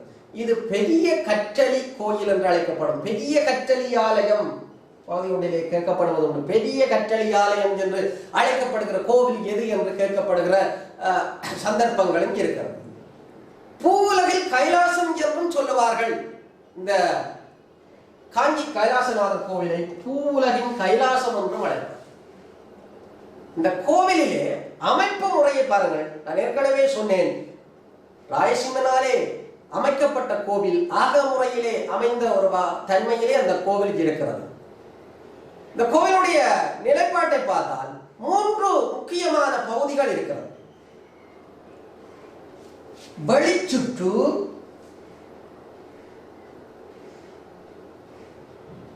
அடுத்தது மூலவர் கட்டட பகுதி.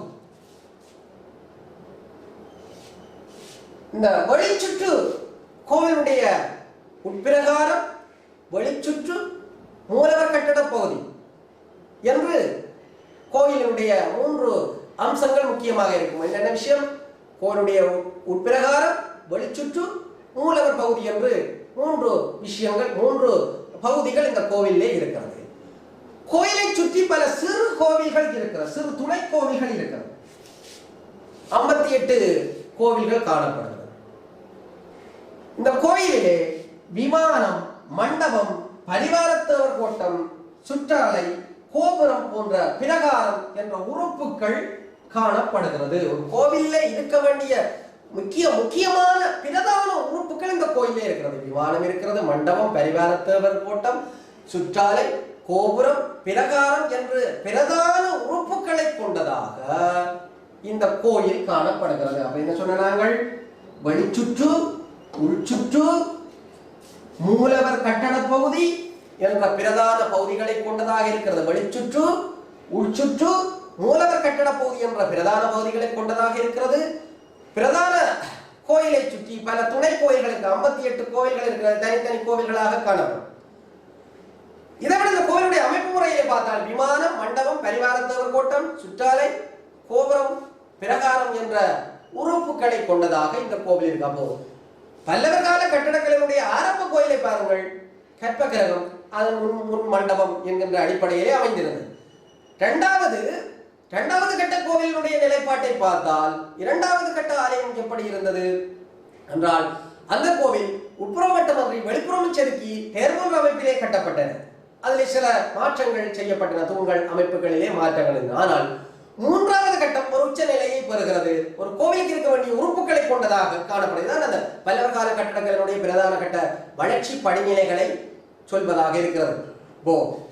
பரீட்சை எழுதுகிற மாணவனுடைய கவனத்துக்கு பரீட்சைக்கு இதுதான் கேள்வி என்றது இல்லை. இப்படி வினாக்கள் வருகிற போது அந்த வினாக்களை எப்படி பார்ப்பது என்ற அடிப்படையிலே நாங்கள் சிந்திக்க வேண்டியதாக இருக்கிறது. இப்படியான வினாக்கள் தரப்படுகிற போது அப்ப நாங்கள் பல்லவர் கால கட்டடக்கலையினுடைய வளர்ச்சி படிநிலைகள், சோழர் கால கட்டடக்கலையினுடைய வளர்ச்சி படிநிலைகள் என்று கட்டடக்கலையை வச்சுக்கொண்டு கேட்கலாம். நாங்கள் ஏற்கனவே பார்த்த அந்த வினாவிலே இலங்கையிலே புலனறுவை காலம் என்று ஒரு வினாவிலே தொல்பொருட்கள் இலக்கியங்கள் என்று ஒரு வினா கேட்கப்பட்டது. தொல்பொருட்கள் இலக்கியங்கள் என்று அந்த கேள்வி கேட்கப்படுகிற போது தொல்பொருட்கள் இலக்கியங்களை சான்றுகளை வச்சுக்கொண்டுதான் விடையளிக்கிறதுக்கு முயற்சி செய்து கொள்ளணும். அப்படி விடையளிக்கிற போதுதான் அந்த விடை சரியான விடையாக இருக்கும். அப்போ உங்களுக்கு புள்ளிகளும் அதிகமான புள்ளிகளை பெற்றுக்கொள்ளக்கூடியதாக இருக்கும். அப்போ பல்லவர் கால கட்டடக்கலையினுடைய வளர்ச்சி படிநிலைகளில் முக்கியமாக பிரதானமான 3 படிநிலைகள் இருக்கிறது. அதுக்கு பிறகு அடுத்த கட்ட நிலையை பார்த்தால் நந்திவர்மர் பாணி பல்லவர் கால கட்டடக்கலையிலே அதை பற்றி நாங்கள் அவ்வளவு விரிவாக சொல்ல வேண்டிய அவசியம் இல்லை. என்றால் அது பின்னுக்கு ஒரு வளர்ச்சி நிலையினுடைய அடுத்த கட்ட நிலைக்கு வளர்ச்சி படிநிலையில இருந்து சற்று குறைந்த ஒரு நிலையைத்தான் காணுங்க. காஞ்சி முத்தீஸ்வரர், மதங்கேஸ்வரர் கோயில், உரகடகம் வாடாமல்லீஸ்வரர் கோயில், திருத்தணிகை வீராட்டாளேஸ்வரர் கோயில் போன்ற கோயில்களை சொல்லிக்கொள்ளலாம். அப்போ பல்லவர் கால கட்டடக்கலையினுடைய வளர்ச்சி படிநிலைகள் என்று ஒரு கேள்வி கேட்டால் ஆரம்ப காலத்திலே கட்டடம் எப்படி இருந்தது உங்களுக்கு தெளிவா தெரியும். பல்லவர் காலத்திலே தான் முதல்ல அழியாத பொருள் கொண்டு கோவிலை கட்டத் தொடங்கினார்கள். கட்டத் தொடங்குகிற போது மலைக்குன்றுகளை குடைந்து குடைவரையிலே கோவிலை கட்டினார்கள். அந்த ஆரம்ப நிலையிலிருந்து அடுத்த கட்டம் எப்படி வளர்ந்து வந்தது என்று பார்த்தோம். எப்படி வளர்ந்து வந்தது என்றால் உட்புறத்தை மட்டும் ஆரம்ப கட்டத்திலே செதுக்கினார்கள். பிறகு வெளிப்புறத்தையும் செதுக்கி தேர் போன்ற அமைப்பிலே ஆலயங்களை கட்டினார்கள். பிறகு பாருங்கள், அடுத்த கட்ட வளர்ச்சி தான் உச்ச வளர்ச்சி நிலை. எப்படி என்றால் மலைக்குன்றுகளை தெரிவு செய்து கோயில்களை கட்டி கொண்டு வந்தவர்கள் பிறகு கல்லை வெட்டி ஒன்றுக்கு மேல் ஒன்று அடுக்கி கட்டுகிற மாதிரி அபார வளர்ச்சி. அப்ப இந்த பல்லவர் கால வளர்ச்சி நிலைதான் பின்னிய கால கட்டடக்கலையினுடைய வளர்ச்சிக்கு அடிப்படையாக இருந்தது. ஆராய்க என்று ஒரு கேள்வியிலே ஒரு சொற்பிரயோகம் இருக்கும். ஆராய்க என்றால் அந்த காலத்தோடு தொட்டு இது பின்னிய காலத்துக்கு வளர்ச்சி இருந்திருக்கா, முன்னைய காலத்தில் எப்படி இருந்தது என்பதையும் தொடர்படுத்தி கொடுக்கிறது அந்த விடையினுடைய விஷயமாக இருக்கு. முக்கியமாக விளக்கு என்றால் அப்படியே சொல்லி போட்டு விடலாம், அது வேற விஷயம். ஆராய்க என்று ஒரு வினா வருமாக இருந்தால் அந்த வினாவை நாங்கள் எப்படி நோக்க வேண்டும்? முன்னைய நிலை பின்னுக்கு எப்படி அந்த நிலை வந்தது, அது வளர்ச்சிக்கு உதவி இருக்கா இல்லையா என்கின்ற விடயங்களையும் தொடர்படுத்தி அந்த விடையை எழுதுகிற போதுதான் அது பூரணத்துவமான ஒரு விடையாக அமையும்.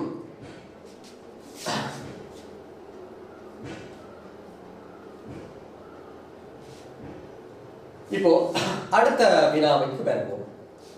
இந்த நாகரிக வரலாற்றில் அறிவியல் சிந்தனைகள் முக்கியம் பெறுகின்றமையை தர்மசாஸ்திரங்களை அடிப்படையாக கொண்டு விளக்குக. இந்த நாகரிக வரலாற்றில் அறிவியல் சிந்தனைகள் முக்கியத்துவம் பெறுகின்றமையை தர்மசாஸ்திரங்களை அடிப்படையாக கொண்டு விளக்குக. இது விளக்கிவிட்டாலே போதும். ஆராய்க, பரிசீலிக்க, மதிப்பிடுக, விளக்குக என்று கேள்வியினுடைய தன்மை இருக்கு. அப்போ ஆராய்க என்றால் எப்படி பார்க்க வேண்டும், விளக்கு என்றால் எப்படி பார்க்க வேண்டும் என்ற தன்மைகளை நீங்கள் சற்று சிந்திச்சு அந்த கேள்விக்கு விடையை எழுதுபவர்களாக இருக்கவும். இப்ப இதை விளக்கினாலே போதும். இப்ப பார்ப்போம், இந்த நாகரிக வரலாற்றில் அறிவியல் சிந்தனை முக்கியத்துவம் வருகிறது, அறச்சிந்தனைகள் முக்கியம் வருகிறது. இந்த அறம் பற்றிய சிந்தனைகளை பல இலக்கியங்கள் சொல்லுகிறது. ஆனால் இங்கே குறிப்பிட்டு கேள்வி கேட்கிறார்கள். என்ன? தர்மசாஸ்திரங்களை அடிப்படையாக கொண்டு விளக்குக என்றால் நீங்கள் திருக்குறளையோ அல்லது வேற இலக்கியங்களையோ, ராமாயணம், மகாபாரதம், அது அந்த இலக்கியங்களையோ பெருசாக அதை பற்றி சிந்திக்க வேண்டிய அவசியம் இல்லை. உங்களுக்கு கேட்கப்பட்ட கேள்வி இந்த இலக்கியத்தை அடிப்படையாக கொண்டால் அந்த இலக்கியத்தோடையே நீங்கள் விடை அளித்தால் அந்த விடைக்குரிய புள்ளி உங்களுக்கு தாராளமாக வழங்கப்படும். நீங்கள் நினைச்சதெல்லாம் விடையல்ல, இதுதான் விடை என்று வரையறுத்து விடை எழுதுவதற்கு கற்றுக்கொள்ள வேண்டும். அப்போ அறம் என்பது ஒழுக்கவியல் சிந்தனைகளையும் அறச்சிந்தனைகளையும் உள்ளடக்கி நிற்கிறது தான் அறவியல். ஒழுக்கம் ஒரு அறம். ஒழுக்கம் என்றால் என்ன என்றால் தொடர்ச்சியாக கடைபிடிப்பது ஒழுக்கம். இதை விரிவாக கதைச்சு கொண்டு நிற்க முடியாது. அப்போ தொடர்ச்சியாக கடைபிடிக்கிற நல்ல விஷயங்கள், கெட்ட விஷயங்கள் அல்ல, அதை மறந்து விடக்கூடாது. தொடர்ச்சியாக கடைப்பிடிக்கிறது ஒன்று குழம்பிடக்கூடாது. அப்போ தொடர்ச்சியாக கடைப்பிடிக்கிற நல்ல விஷயங்கள் ஒழுக்கம். அப்போ ஒழுக்க சிந்தனைகளையும் அற சிந்தனைகளை உள்ளடக்கி நிற்பதே அறவியல். இப்போ தர்மத்தை பல பெயர்களினாலே அழைக்கிறார்கள். பாருங்க, தர்மம், இந்த தர்மத்தை பல பெயர்களாலே அழைக்கிறார்கள். அறம், ஒழுக்கம், நீதி. ஒழுக்கத்தின்படி நடந்தாலே அறவான் தானம். அப்ப அறம், ஒழுக்கம், நீதி என்ற பல பெயர்களினாலே அழைக்கப்படுகிறது. அறம் என்றால் என்ன? தாங்குவது, வழி நடத்துவது. ஒரு சமூகத்தை தாங்கி நிற்பது. தாங்குவது என்றால் ஒரு சமூகத்தையோ அல்லது ஒரு தனி மனிதனையோ தாங்கி நிற்பது அறம். இல்ல ஒரு தனி மனிதனையோ அல்லது ஒரு சமூகத்தையோ வழி நடத்துவது அறம். ரெண்டு வழி நடத்துகிறது, தாங்கி பிடிக்கிறது என்ற அந்த செய்தி, அந்த அந்த விடயத்தை ஒழுங்காக செயற்படுத்துறது அற சிந்தனை இல்லை என்றால் சமூக வழி நடத்தலும் பிழைச்சு போடும், தனி மனித நடத்தையும் பிழைச்சு போடும். அப்ப தனி மனிதனை தாங்கி இருக்கிற நிலைமையும் பிழைச்சு போடும், சமூகத்தை தாங்கி இருக்கிற நிலைமையும் பிழைச்சு போடும். அதான் அங்கே சொல்லப்பட்டிருக்கிறது. அறம் என்பது தாங்குவது, வழி நடத்துவது. இந்த உலகத்தினுடைய இன்பத்துக்கு அடிப்படையானது எது என்றால் சுகமான வாழ்க்கைக்கு துணை நிற்பது அறம். ஒரு மனுஷன், எல்லா மனுஷரும் அறம் இல்லாமல் நடந்தார்கள் என்றால் ஒருத்தர் பிடிச்சு சாப்பிட்டு விட்டுருவார். மனுஷன் இந்த உலகத்துல வாழவே முடியாது. மனிதன் வேட்டையாடி தின்று சாப்பிட்டு விட்டுருவார். அப்ப இப்படி ஒரு நிலைமை இருக்கும். அப்போ சுகமாக மகிழ்ச்சியாக நாங்கள் வாழ வேண்டுமாக இருந்தால் அற சிந்தனை எங்களுக்குள்ளே இருக்கு. எல்லா மனிதனுக்குள்ளேயும் அறம் இருக்கு. சில பேர் சொல்வார் இன்றைக்கு அறம் இல்லை என்று. அறம் இருக்கிறபடியா தான் நாங்கள் இன்றைக்கு இருக்கிறோம். இல்லை என்றால் வீதியாலே போகவே முடியாது. இன்றைக்கு இருக்கிற சமூக சூழ்நிலையில் இன்றைக்கு இருக்கிற அந்த அனைத்து நிலைமையில அற சிந்தனைகள், நல்ல ஒழுக்க சிந்தனைகள் இருக்கிறபடியினாலே தான் இந்த அளவுக்கு தாங்கி இருக்கிறோம், இந்த அளவுக்கு காப்பாற்றப்பட்டிருக்கிறோம். அப்ப என்றது அற சிந்தனை இன்றைக்கு இருக்கிறது என்பதை மறந்துவிடக் கூடாது. அப்போ மனிதன் சுகமாக வாழவும் இன்பம் பெறவும் துணை நிற்பது அறம். இந்த அறம் பற்றி நிறைய இலக்கியங்கள் பேசுகிறது.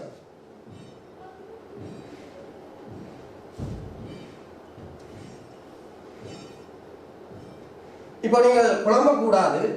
தர்மசாஸ்திரங்களை அடிப்படையாக கொண்டுதானே பார்க்க வேண்டும் என்று ஏற்கனவே சொல்லி கொடுக்கிற வேற இலக்கியங்களும் சொல்லுங்க. இது ஒரு முகவுரை கொடுக்கிற போது, ஒரு கேள்விக்கு முகவுரை கட்டமைக்கிற போது பொதுவாக நாங்கள் அந்த விஷயங்களையும் உள்ளடக்க. அறம் என்றால் என்ன, அறம் எப்படியான தன்மை உடையது, இந்த அறத்தை பற்றி இன்னென்ன இலக்கியங்கள் பேசுகிறது என்று சொல்லி போட்டு தர்மசாஸ்திரங்கள் பேசும் அறத்தை நோக்குவோம் என்றாலே விஷயம் முடிஞ்சு.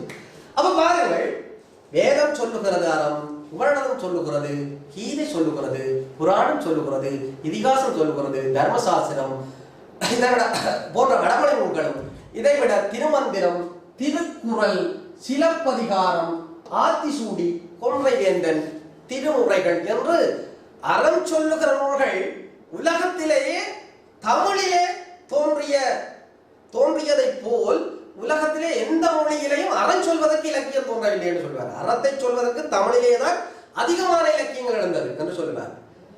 அப்போ இது வடமொழி நூல்களும் சொல்லப்பட்டிருக்கிறது. அங்கே வேதம், உபநிடதம், கீதை, புராணம், இதிகாசம், தர்மசாஸ்திரம் போன்ற வடமொழி நூல்கள். தமிழிலே திருக்குறள், சிலப்பதிகாரம், ஆத்திசூடி, கொன்றைவேந்தன், திருமுறை, இதை விட நிறைய இலக்கியங்கள் அறத்தை சொல்வதற்காக, அறத்தை பொருளாக கொண்டு எழுச்சி பெற்றிருக்கின்றன. இந்த அடிப்படையிலே தர்மசாஸ்திரம் சொல்லுகிற அறத்தை பற்றி பார்ப்போம். அப்ப தர்மசாஸ்திரங்களிலே பெறுகிற முக்கியத்துவம் என்ற அடிப்படையில சிந்திக்க போது, தர்மத்துக்கு மூலமானது எது? வேதம். அது சுருதி எனப்பட்டது. சுருதி என்பது செவி வழியாக கேட்கப்பட்டது என்றெல்லாம் படிச்சு வச்சுக்கணும். சுருதி எனப்பட்டது. இந்த வேதங்களை அடிப்படையாக கொண்டு கடமைகளையும் தத்துவங்களையும் கூறுகிற நூலுக்கு ஸ்மிருதி என்று பெயர்.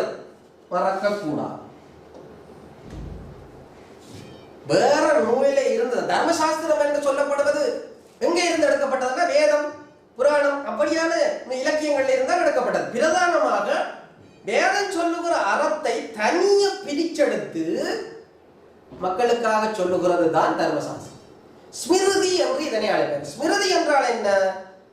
இதை இந்த சமூகத்துக்கு சொல்ல வேணும் என்று நினைச்சு சொல்லப்பட்டதனாலே ஸ்மிருதி.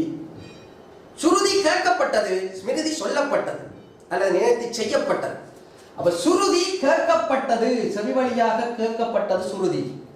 ஸ்மிருதி நினைத்து சொல்லப்பட்டது. இது சமூகத்துக்கு சொல்ல வேணும். எங்க இருந்து எடுத்தார்கள்? வேதத்திலே இருந்து எடுத்தார்கள். ஸ்மிருதி சுருதி ரெண்டுக்கும் இடையிலே வித்தியாசம் தெரியும். வேதங்கள் சுருதி அது கேட்கப்பட்டது, இது சொல்லப்பட்டது. எது மக்களுக்கு சொல்ல வேண்டும் என்று சொல்ல.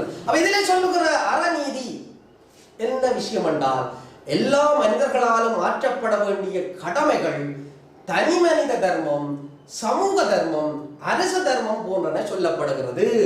அப்போ இங்க பாருங்கள், எல்லா மனிதர்களாலும் ஆற்றப்பட வேண்டிய கடமை, ஒவ்வொரு மனிதனுக்கும் கடமை இருக்கிறது.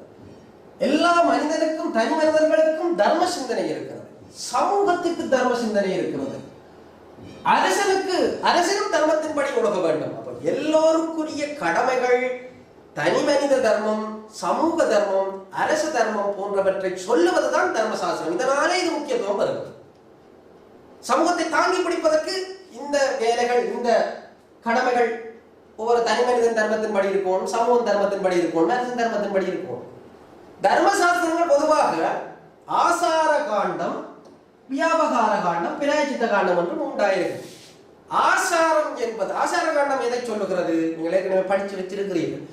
ஆசாரம் என்பது தனி மனிதனுக்குரிய ஒழுக்கத்தை சொல்லுவது ஆசார காண்டம். வியாபகார காண்டம் அரசர்களுக்குரிய கடமைகள் ஒழுக்கங்களை சொல்வது. பிராயச்சித்தம் தனி மனித தவறுகளும் தண்டனைகளும் பற்றி சொல்வது. இப்போ தனி மனித தர்மத்திலே வர்ணாசிரம தர்மத்தை முக்கியமாக கூறுகிறது. வர்ணாசிரம தர்மத்தை முக்கியமாக கூறுகிறது.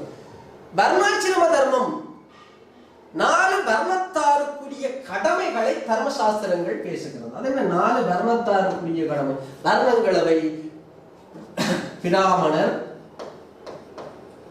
சத்திரியர், வைசிகர், சூத்திரர். இந்த 4 வர்ணத்தாரும் சமூகத்துக்கு கடமை செய்யணும். என்ன செய்யணும்? பிராமணர்கள் ஓதல், ஓதுவித்தல், வேட்டல், வேட்டிவித்தல் என்ற தொழில்களை செய்ய வேண்டும். அது அவர்களுடைய கடமை. சத்திரியன் நாட்டை காக்க வேண்டும். விவசாயி, வைசிகன் விவசாயம், வர்த்தகம் போன்றவற்றை செய்ய வேண்டும். இந்த 3 நிலைகளிலும் இருக்கிறவர்கள் சமூகத்திற்காக உழைக்க, இந்த 3 நிலையிலும் இருக்கிறவர்கள் சமூகத்திற்காக உழைக்க, இந்த 3 நிலையில் இருக்கிறவர்களுக்கும் சேவை செய்வதற்கு சூத்திரர் தோற்றுவிக்கப்பட்டார். நீங்கள் சிந்திக்க கூடாது, இந்த தர்மசாஸ்திரங்கள் சமூக ஏற்றத்தாழ்வுகளை பற்றி பேசுகிற நூல் ஒரு சமய நூலாக சிந்திக்கணும். ஆனால் தர்மசாஸ்திரம் மிக முக்கியமாக சொல்லுகிற விஷயம் என்னென்றால், அவரவர்கள் தங்களுடைய கடமையிலே இருந்து விலகினால் அவர்கள் சூத்திரராகுவார். உதாரணத்துக்கு ஒரு பிராமணன் தனக்கு உரிய கடமையிலே இருந்து விலகுவானாக இருந்தால் அவன் சூத்திரன் ஆகவான். ஒரு சூத்திரன் ஒழுக்கத்தின்படி நடந்தால் பிராமணன் ஆகலாம். அப்போ அவரவர்கள் தங்களுக்குரிய கடமைகளிலே இருந்து, கடமை நெறிகளிலே இருந்து விலகிக் கொள்ளாதவர்களாக இருக்க வேண்டும் என்று தர்மசாஸ்திரம் சொல்லுகிறது. அப்ப அது அந்த விஷயத்தை நீங்கள் முக்கியமாக கவனித்துக் கொள்ள வேண்டும். 4 வர்ணத்தவர்களின் இந்த 4 வர்ணமுமே ஏற்பு கொண்டு வரப்பட்டது என்றால் சமூகத்தினுடைய நிலைப்புக்கு, சமூகத்தினுடைய ஒழுங்குக்கு, சமூகத்தினுடைய தாங்குதலுக்கு இது மிகவும் முக்கியமானது. இதுகள் இல்லை என்று சொன்னால், சமூகத்தில் இந்தந்த வேலைகள் நடக்கவில்லை என்றால் சமூகத்தினுடைய நிலைப்பாடு பிழைச்சு விடும். இதனாலே தர்மசாஸ்திரங்கள் முக்கியத்துவம் வருகிற சமூகத்திலே முக்கியத்துவமான ஒன்றாக இருக்கிறது என்று சொல்ல வேண்டும். சமுதாய அமைப்பை ஒரு சீரான தன்மையில் வைத்திருப்பதே இதன் நோக்கம். எது? 4 வர்ணத்தினருடைய நோக்கம். நான் ஏற்கனவே சொன்னது போல தர்மசாஸ்திரம், மனு தர்மசாஸ்திரம் சொல்லுகிறது ஒழுக்கத்தால் வர்ணம் தீர்மானிக்கப்படுகிறது. அதான் என்னென்றால், ஒருவன் நல்ல ஒழுக்கம் உடையவனாக இருந்தால் அவன் உயர்ந்தவன் தான் என்று தர்மசாஸ்திரம் சொல்லுகிறது. இதை விட ஆச்சிரம தர்மமும் அதனூடாக புருடார்த்த தர்மத்தையும் தர்மசாஸ்திரங்கள் பேசுகிறது. இதனாலே அது முக்கியத்துவம் பெறுகிறது. இப்போ இன்னொரு விஷயத்தையும் கவனித்துக் கொள்ளுங்கள். இந்த தர்மசாஸ்திரங்களிலே வருகிற ஆச்சிரம தர்மம், புருடார்த்த தர்மம் எல்லாம் தனிக்கல்விக்குரிய பகுதியாக வரும். ஆச்சிரம தர்மம் கோட்பாடுகளை ஆராய, ஆச்சிரம தர்ம கோட்பாடு வருகின்ற முக்கியத்துவத்தை ஆராய, புருடார்த்த கோட்பாடு வருகின்ற முக்கியத்துவத்தை ஆராய, புருடார்த்தம் என்றால் என்ன, புருடார்த்த கோட்பாடு வருகின்ற முக்கியத்துவத்தை ஆராய என்றெல்லாம் இப்படியெல்லாம் கடந்த காலங்களில் வினாக்கள் கேட்கப்படுவது உண்டு. அப்ப இப்படியான வினாக்களும் கேட்கப்படலாம். அப்ப நீங்கள் மிக அவதானமாக இதுக்கான விடைகளை சிந்திக்க வேண்டியவர்களாக இருக்கிறீர்கள். இப்ப பார்ப்போம், ஆச்சிரம தர்மத்தையும் சொல்லுகிறது. ஆச்சிரமம் என்பது நீங்கள் படிச்சு வச்சிருக்கிறீர்கள் என்றாலும் அதற்கு மீட்டு பார்த்தால் பிரம்மச்சரியம், கிருகஸ்தம், வனப்பிரஸ்தம், சந்நியாசம். இதை பற்றியும் தர்மசாஸ்திரம் சொல்லுகிறது. ஏன் பிரமச்சரிய நிலை? ஒரு முதல்ல படிக்க வேண்டும். பிரமச்சரியம் அது மாணவ நிலை, பிரமச்சரியம். இரண்டாவது கிருகஸ்தம். கிருகஸ்தம் என்றால் என்ன? கற்று முடிஞ்சவன் தன்னுடைய வாழ்க்கை நிலையிலே அடுத்ததாக செல்ல வேண்டியது கிருகஸ்த நிலை. கிருகஸ்தம் என்றது இல்லற வாழ்க்கை. இப்ப இல்லற வாழ்க்கையிலே மனைவி, பிள்ளைகள், பேர பிள்ளைகள் என்று வாழ்ந்தவன் தன்னுடைய வாழ்க்கை முடிவிலே எங்கே போக வேண்டும்? சன்னியாசியாக போகணும். இப்ப சன்னியாசியாக போறதுக்கு உடனடியாக போகணுமோ? சன்னியாசியாக போகலாம் என்றால் அதுக்கான பயிற்சி எடுக்கணும். பயிற்சிக்காக எங்க போகணும்? காட்டுக்கு போனதான் வனப்பிரஸ்தம். வனப்பிரஸ்த நிலையை கடந்தவன் பிறகு என்ன செய்கிறான்? சன்னியாசியாக போய் ஆன்மீக இடத்தை பிறகு உங்களுக்கு ஒரு குழப்பம் இருக்கலாம். என்ற இந்துக்களிலே கடைபிடிக்கிறார்களா என்றால் இந்த ஆச்சிரம பிரம்மச்சரியம் கிருகஸ்தம் இருக்கிறது, வனப்பிரஸ்தம் சன்னியாசம் எல்லாம் இருக்கு இல்லையா என்றால் இந்த சூழ்நிலைக்கு என்பது மாற்றம் அடைஞ்சு கொண்டு செல்கிறது. ஆனாலும் இது ஒரு சமூகத்துக்கு மிக முக்கியமான விஷயங்களாக இருக்கிறது. ஆச்சிரம தர்மங்கள் பற்றியும் புருடார்த்த தர்மம் பற்றியும் பேசுகிறது. ஒருத்தன் கிரகஸ்தனாக இருக்கிற போது புருடார்த்த தர்மங்களை கடைபிடிக்கும். புருடார்த்தம் என்றால் என்ன? புருடன் மனிதன், அர்த்தம் பொருள், மனிதன் பெற வேண்டிய உறுதி பொருட்கள். நீங்கள் கோவிலே போய் அர்ச்சனை செய்கிற போது சிவாச்சாரியர் சொல்லுவார் புருஷார்த்த, சித்தியார்த்த, காமிக, மோட்சம் சொல்லுவார். ஏனென்றால் இதை ஒரு மனுஷனும் பெற வேண்டும் என்று எதிர்பார்க்கப்படுகிறது. புருடார்த்தம் அறம், பொருள், இன்பம், வீடு. அறத்தை செய்ய வேண்டும், பொருளை பெற வேண்டும், அதுக்கு பிறகு இன்பத்தை பெற வேண்டும், பிறகு வீடு. அதான் நம்ம சொன்ன ஈதலறம், தீவினை விட்டுவிட்டல் பொருள், காதலில் கருத்தொருமித்து ஆதரப்பட்டதை இன்பம், பரணத்தை மூன்றையும் எடுத்தல், பேரின்ப வீடு. இதழ் கொடுக்கிற தாரம். தீவினை விட்டுட்ட பொருளை, தீவினை விட்டு பொருளை ஈட்டப்படும். தீவினை விட்டுவிட்ட பொருள், காதலில் கருத்தொருமித்து ஆதரப்பட்டதை இன்பம். கணவன் ரெண்டு பேரும் ஒருமித்து போகிற போதுதான் இன்பம். அப்ப காதலில் கருத்தொருமித்து ஆதரப்பட்டது என்ப பரணத்தை மூன்றையும் எடுத்தல் பேரின்ப வீடு என்ற. அப்போ புருடார்த்த தர்மம் பற்றியும் சொல்லுகிறது. அப்போ தர்மசாஸ்திரங்கள் தனி மனிதனுக்குரியது, சமூகத்துக்குரியது என்று நிறைய தர்மங்களை சொல்லுகிறது. இதை விட சாதாரண தர்மம் என்றும் இருக்கிறது. தர்மசாஸ்திரங்களில் சாதாரண தர்மம் பாருங்க. தூய்மை, தன்னடக்கம், பற்றின்மை, சத்தியம், அகிம்சை பற்றியும் கூறுகிறது. தூய்மை, தன்னடக்கம், பற்றின்மை, சத்தியம், அகிம்சை பற்றியும் தர்மசாஸ்திரங்கள் பேசுகிறது. மன தர்ம சாஸ்திரம் இந்த அரசியல் பற்றி தனி மனிதர்களை பற்றி சொன்னால் போட்டு விடுகிறதா? அரசை பற்றியும் சொல்லுவார். அரசனுடைய இயல்புகள், அரசனுடைய கடமைகள், அவனுக்கு என்ன பொறுப்பு இருக்கிறது, அவனுடைய நீதி பரிபாலனம், நிர்வாகம், வரியடர்கள் போன்ற விடயங்கள் பற்றியும் சொல்லுகிறது. அரசன் கடைபிடிக்க வேண்டிய ஒழுக்க விழுமியங்களை பற்றியும் தர்மசாஸ்திரங்கள் பேசுவனமாக இருக்கிறது. அப்போ நீங்கள் தர்மசாஸ்திரங்கள் பற்றி பார்ப்பதாக இருந்தால் அந்த நீங்கள் கற்று இருக்கின்ற விடயங்களிலே தர்மசாஸ்திரங்கள் தனி மனிதனுக்கு என்ன அறங்களை சொல்லுகிறது, ஒழுக்கங்களை சொல்லுகிறது, சமூகத்திலே என்ன ஒழுக்க அறங்கள் சொல்லப்படுகிறது, அரசனுக்கு என்ன கடமைகள், பொறுப்புகள் சொல்லப்படுகிறது என்ற விஷயங்களை தொகுத்து, எனவே இந்த தர்மசாஸ்திரம் பின்னைய கால சமூகத்தினுடைய வாழ்க்கைக்கு முக்கியத்துவம் வருகிறது என்ற அடிப்படையிலே விடை எழுதினால் அந்த விடைக்குரிய புள்ளிகள் வழங்கப்படும். பரீட்சைக்கு இதுதான் வினா என்றது இல்லை. இப்படி வினாக்கள் வருகிற போது எப்படி எப்படியெல்லாம் பார்க்கலாம் என்கின்ற அடிப்படையில தான் இந்த விஷயத்தை பார்த்து கொள்கிறோம். அடுத்த வினாவிற்கு வருவோம்.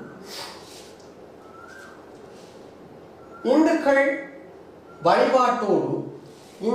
வழிபாட்டோடு மருத்துவ சிந்தனைகளையும் கொண்டிருந்தனர் என்பதனை எடுத்துக்காட்டி இந்து மருத்துவத்தின் முக்கியத்துவத்தினையும் மதிப்பிடுக என்று கேள்வி கேட்கப்பட்டது. இந்துக்கள் வழிபாட்டோடு மருத்துவ சிந்தனைகளையும் கொண்டிருந்தனர் என்பதை எடுத்துக்காட்டி, அவர்கள் இந்துக்கள் தனியாக வழிபாட்டோடு மட்டும் நின்றார்களா என்றால் இல்லை, மருத்துவ சிந்தனைகளையும் கொண்டிருந்தார்கள் என்பதை எடுத்துக்காட்டி ரெண்டு வினா இருக்கிறது. இந்த மருத்துவத்தின் முக்கியத்துவத்தினையும் மதிப்பிடுக என்றால் அதை பற்றிய ஒரு பெருமானத்தை சொல்லுவதுதான் மதிப்பீடாக இருக்கிறது. இப்ப பார்ப்போம். இந்த மருத்துவ சிந்தனைகள் பற்றிய விஷயத்தை பார்த்தால் இந்துக்களுடைய அறிவியல் சிந்தனையானது மிக முக்கியமானதாக தான் சொல்வார்கள். இந்துக்கள் வழிபாடுகளுக்கு மட்டுமன்றி அறிவியலுக்கு முக்கியத்துவம் கொடுத்தார்கள் என்பது இந்துக்களுடைய ஒரு சிறப்பாக இருக்கிறது. வானியல், சோதிடம், மருத்துவம் என்று அறிவியல் விடயங்களுக்கும் இந்துக்கள் முக்கியத்துவம் கொடுத்திருக்கிறார்கள். அதனாலே இந்துக்களுடைய நிலைப்பாட்டிலே அந்த சிறப்பு அவர்களுக்கு இருக்கிறது. இப்ப பார்ப்போம். முதலாவதாக இந்துக்களுடைய மருத்துவ சிந்தனை காலத்துக்கு காலம் கட்டியெழுப்பப்பட்ட ஒரு துறையாக இருக்கிறது. இதில் நீங்கள் சிந்திக்க வேண்டிய விஷயம், அந்த இந்து மருத்துவத்தை சொல்லி அது இலக்கியங்களிலே இருக்கிற குறிப்புகள், கல்வெட்டுகளிலே இருக்கிற குறிப்புகள், அதை விட பொதுவான வழிபாட்டு முறைகளில் இருக்கிற அறிவியல் சிந்தனைகள், மருத்துவ சிந்தனைகள் போன்ற விடயங்களை தொகுத்து அந்த கேள்விக்கான விடையை கொடுத்தால் சரி. நீங்கள் சொல்ல வேண்டிய விஷயம் என்ன? இலக்கியங்களிலே சொல்லப்படுகிற மருத்துவ சிந்தனை குறிப்புகள், இந்த இலக்கியங்களிலே வழிபாடுகளிலே இருக்கிற மருத்துவ சிந்தனைகள், இந்த மருத்துவ சிந்தனைகள் பின்னிய காலத்திலே எப்படியான செல்வாக்கை செலுத்தி இருக்கிறது என்ற அடிப்படையான நிலைமைகள் போன்றவற்றையும் நீங்கள் சொல்ல வேண்டியவர்களாக இருக்கிறீர்கள். அப்ப இந்த அடிப்படையிலே பார்ப்போம். இந்து மருத்துவம் காலத்துக்கு காலம் கட்டியெழுப்பப்பட்ட ஒரு துறையாக இருக்கிறது. இந்த மருத்துவக்கலை பற்றிய அறிவு இருக்கு வேதத்திலேயே ஆரம்பமாகிறது. இந்துக்களுடைய முதல் நூல் வேதம் என்றால் அந்த முதல் நூலிலேயே மருத்துவம் பற்றிய சிந்தனை இருக்கிறது என்பதை புரிந்து கொள்ள வேண்டும். பாருங்கள், இருக்கு வேதத்தில்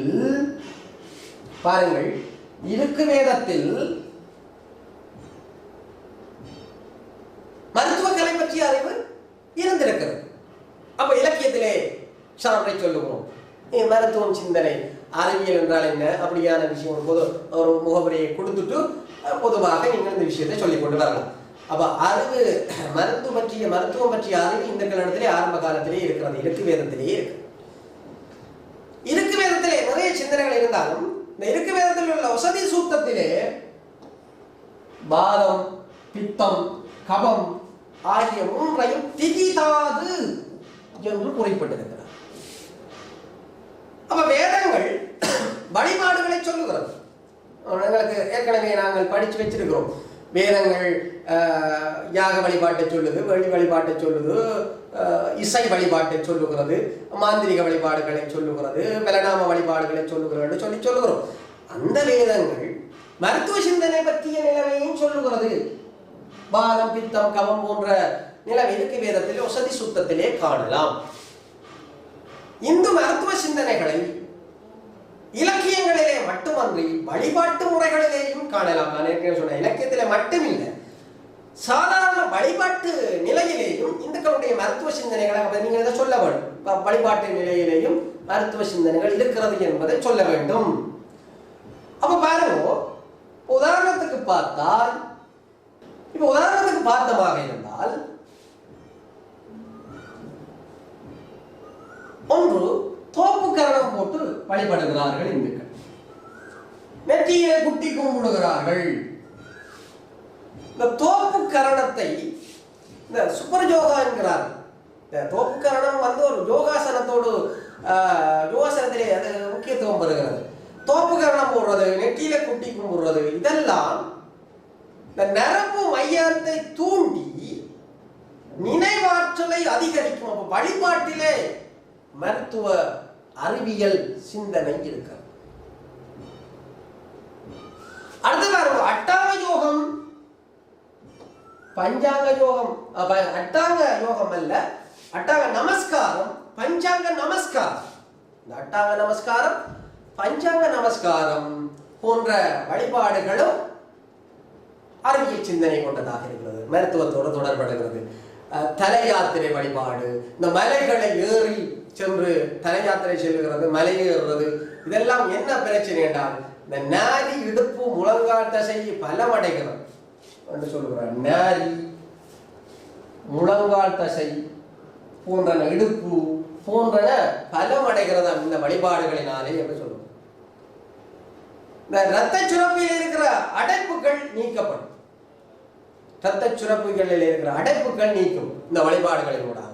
நீரிழிவு நோய், வாத நோய் போன்றவற்றுக்கெல்லாம் இந்த வழிபாட்டு அம்சங்கள் இந்த வழிபாடுகளுக்கு மட்டுமன்றி மருத்துவ சிந்தனைகளை கொண்டதாக இருக்கிறது என்கிறார். இதை விட பாருங்க, அருகு, வில்வமிலை, துளசி, வேப்பிலை முதலிய மருத்துவ தன்மை கொண்டன. அருகு, வில்வமிலை, துளசி, வேப்பிலை போன்றன இன்றைக்கு மருத்துவ சிந்தனை கொண்டதாக இருக்கிறது. இன்றைக்கு இதனுடைய முக்கியத்துவம் உணரப்படுகின்ற நிலைமையிலும் இருக்கிறது. இன்றைக்கு கனவுகளில் வெப்பமிலே வாசலிலே கட்டி வச்சிருக்கிறார்கள், மஞ்சள் கரைச்சி தெளிக்கிறார்கள். அப்ப இதெல்லாம் இந்துக்களுடைய ஒரு வழிபாட்டு முறை சிந்தனையாக இருக்கிறது. அப்போ அருகு, வில்வமிலை, துளசி, வேப்பிலை முதலிய எல்லாம் மஞ்சள் கரைச்சி தெளிக்கிறது, சாணகம் கரைச்சி தெளிக்கிறது, இதெல்லாம் இந்துக்களுடைய வழிபாட்டு முறையிலே முக்கியமானதாக இருக்கிறது. எல்லாம் ஒரு அறிவியல் சிந்தனைகளாக இருக்கிறது, மருத்துவ சிந்தனைகளோடு தொடர்பட்டதாக இருக்கிறது.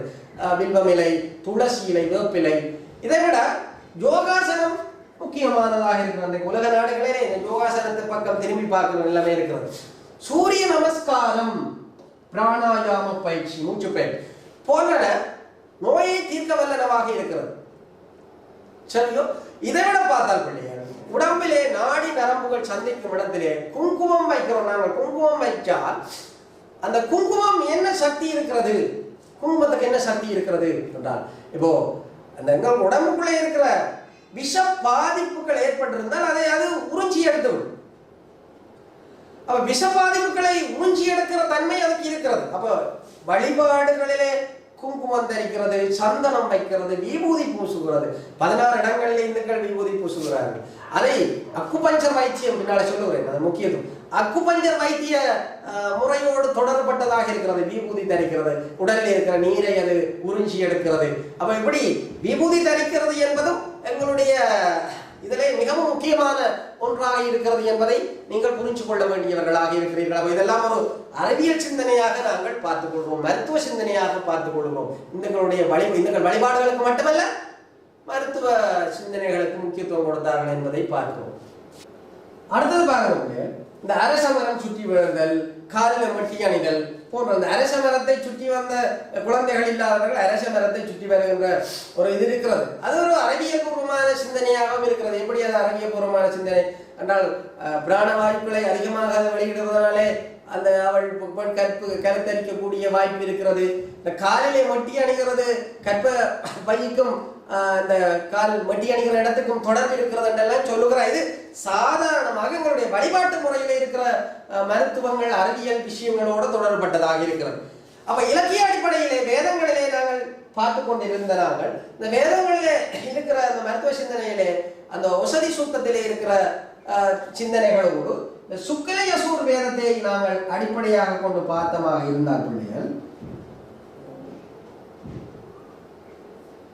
சுக்லயசூர் வேதத்திலே குஷ்டம், இருதய நோய், காச நோய், சித்த சுவாதீனம் போன்ற நோய்கள் பற்றி கூறுகிறது. இவற்றை போக்குறதுக்கு முக்கியமாக நாங்கள்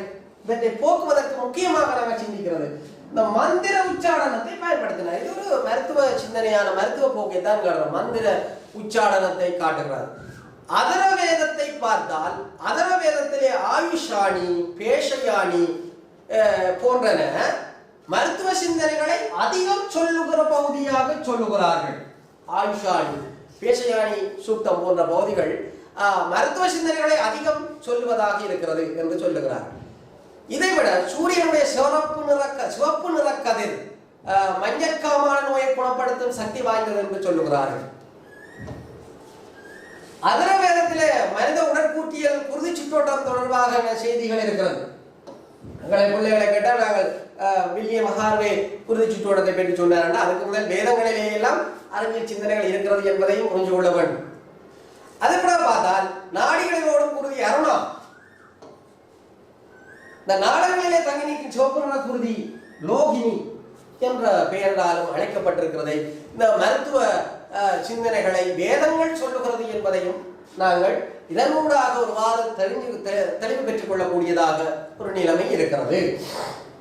தொடர்ந்து பார்த்தோம் என்றால் பிள்ளைகள், இந்த இந்து மருத்துவத்தின் அறிவின் வளர்ச்சியில் கிறிஸ்துவின் 1500க்கும் 500 வரையிலான காலகட்டத்திலே முக்கியமானவர்கள் பணிகள் இருக்கிறது. இந்த அத்திரேயர், தன்வந்திரி, சரகர், சுஷ்டுதர் போன்றவர்கள் முக்கியமானவர்.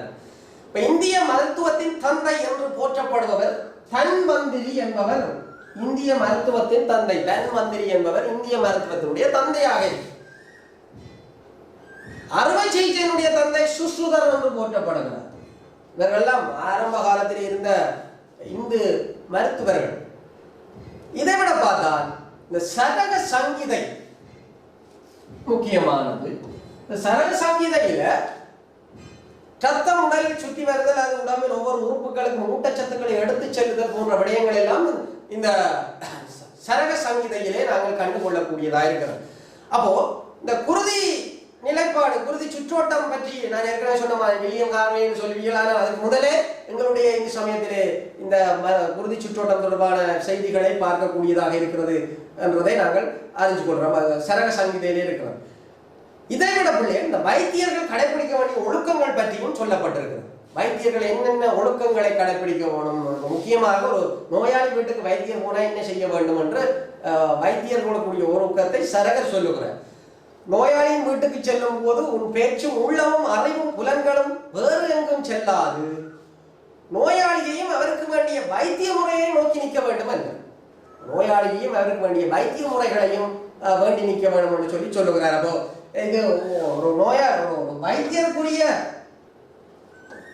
வைத்தியருக்குரிய ஒழுக்கம் முக்கியமானதாக இருக்கிறது என்பதை அந்த சரக சங்கீதையினூடாக பார்க்கிறோம். அப்போ இந்திய மருத்துவத்திலே இந்து மருத்துவத்திலே அத்திரேயர், தன்வந்திரி, சரக, சுஷ்ருதர் போன்றவர்களுடைய கருத்துக்களை அடிப்படையாக கொண்டு பார்க்கிற போதும் இந்துக்கள் வழிபாடுகளுக்கு மட்டுமன்றி இந்த மருத்துவ சிந்தனைகளுக்கு முக்கியத்துவம் கொடுத்திருக்கிறார்கள் என்ற செய்தியை அறிந்து கொள்ளக்கூடியதாக இருக்கிறது.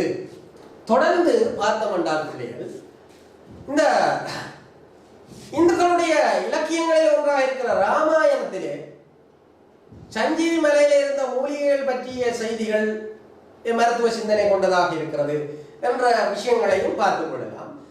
இதைவிட இந்த பல்லவர் காலத்தை பற்றிய நிலைப்பாட்டிலே பார்த்தா, தமிழகத்திலே பல்லவர் காலத்திலே இந்த நாயன்மார்கள் இந்த வெப்பு நோய் தீர்த்தார்கள் என்ற செய்திகள் எல்லாம் அறிஞ்சு வச்சிருக்கிறீர்கள்.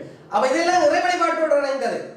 வெப்பு நோய் தீர்த்த, அந்த விஷ முறிவு செய்தமை போன்ற இறை வழிபாட்டோடு இணைந்ததாக காணப்பட்டிருக்கிறது. அடுத்தது, மருத்துவருக்கு வழங்கிய மருத்துவ பேர் நிலம் தொடர்பாக கல்வெட்டு சான்று சொல்லுகிறது.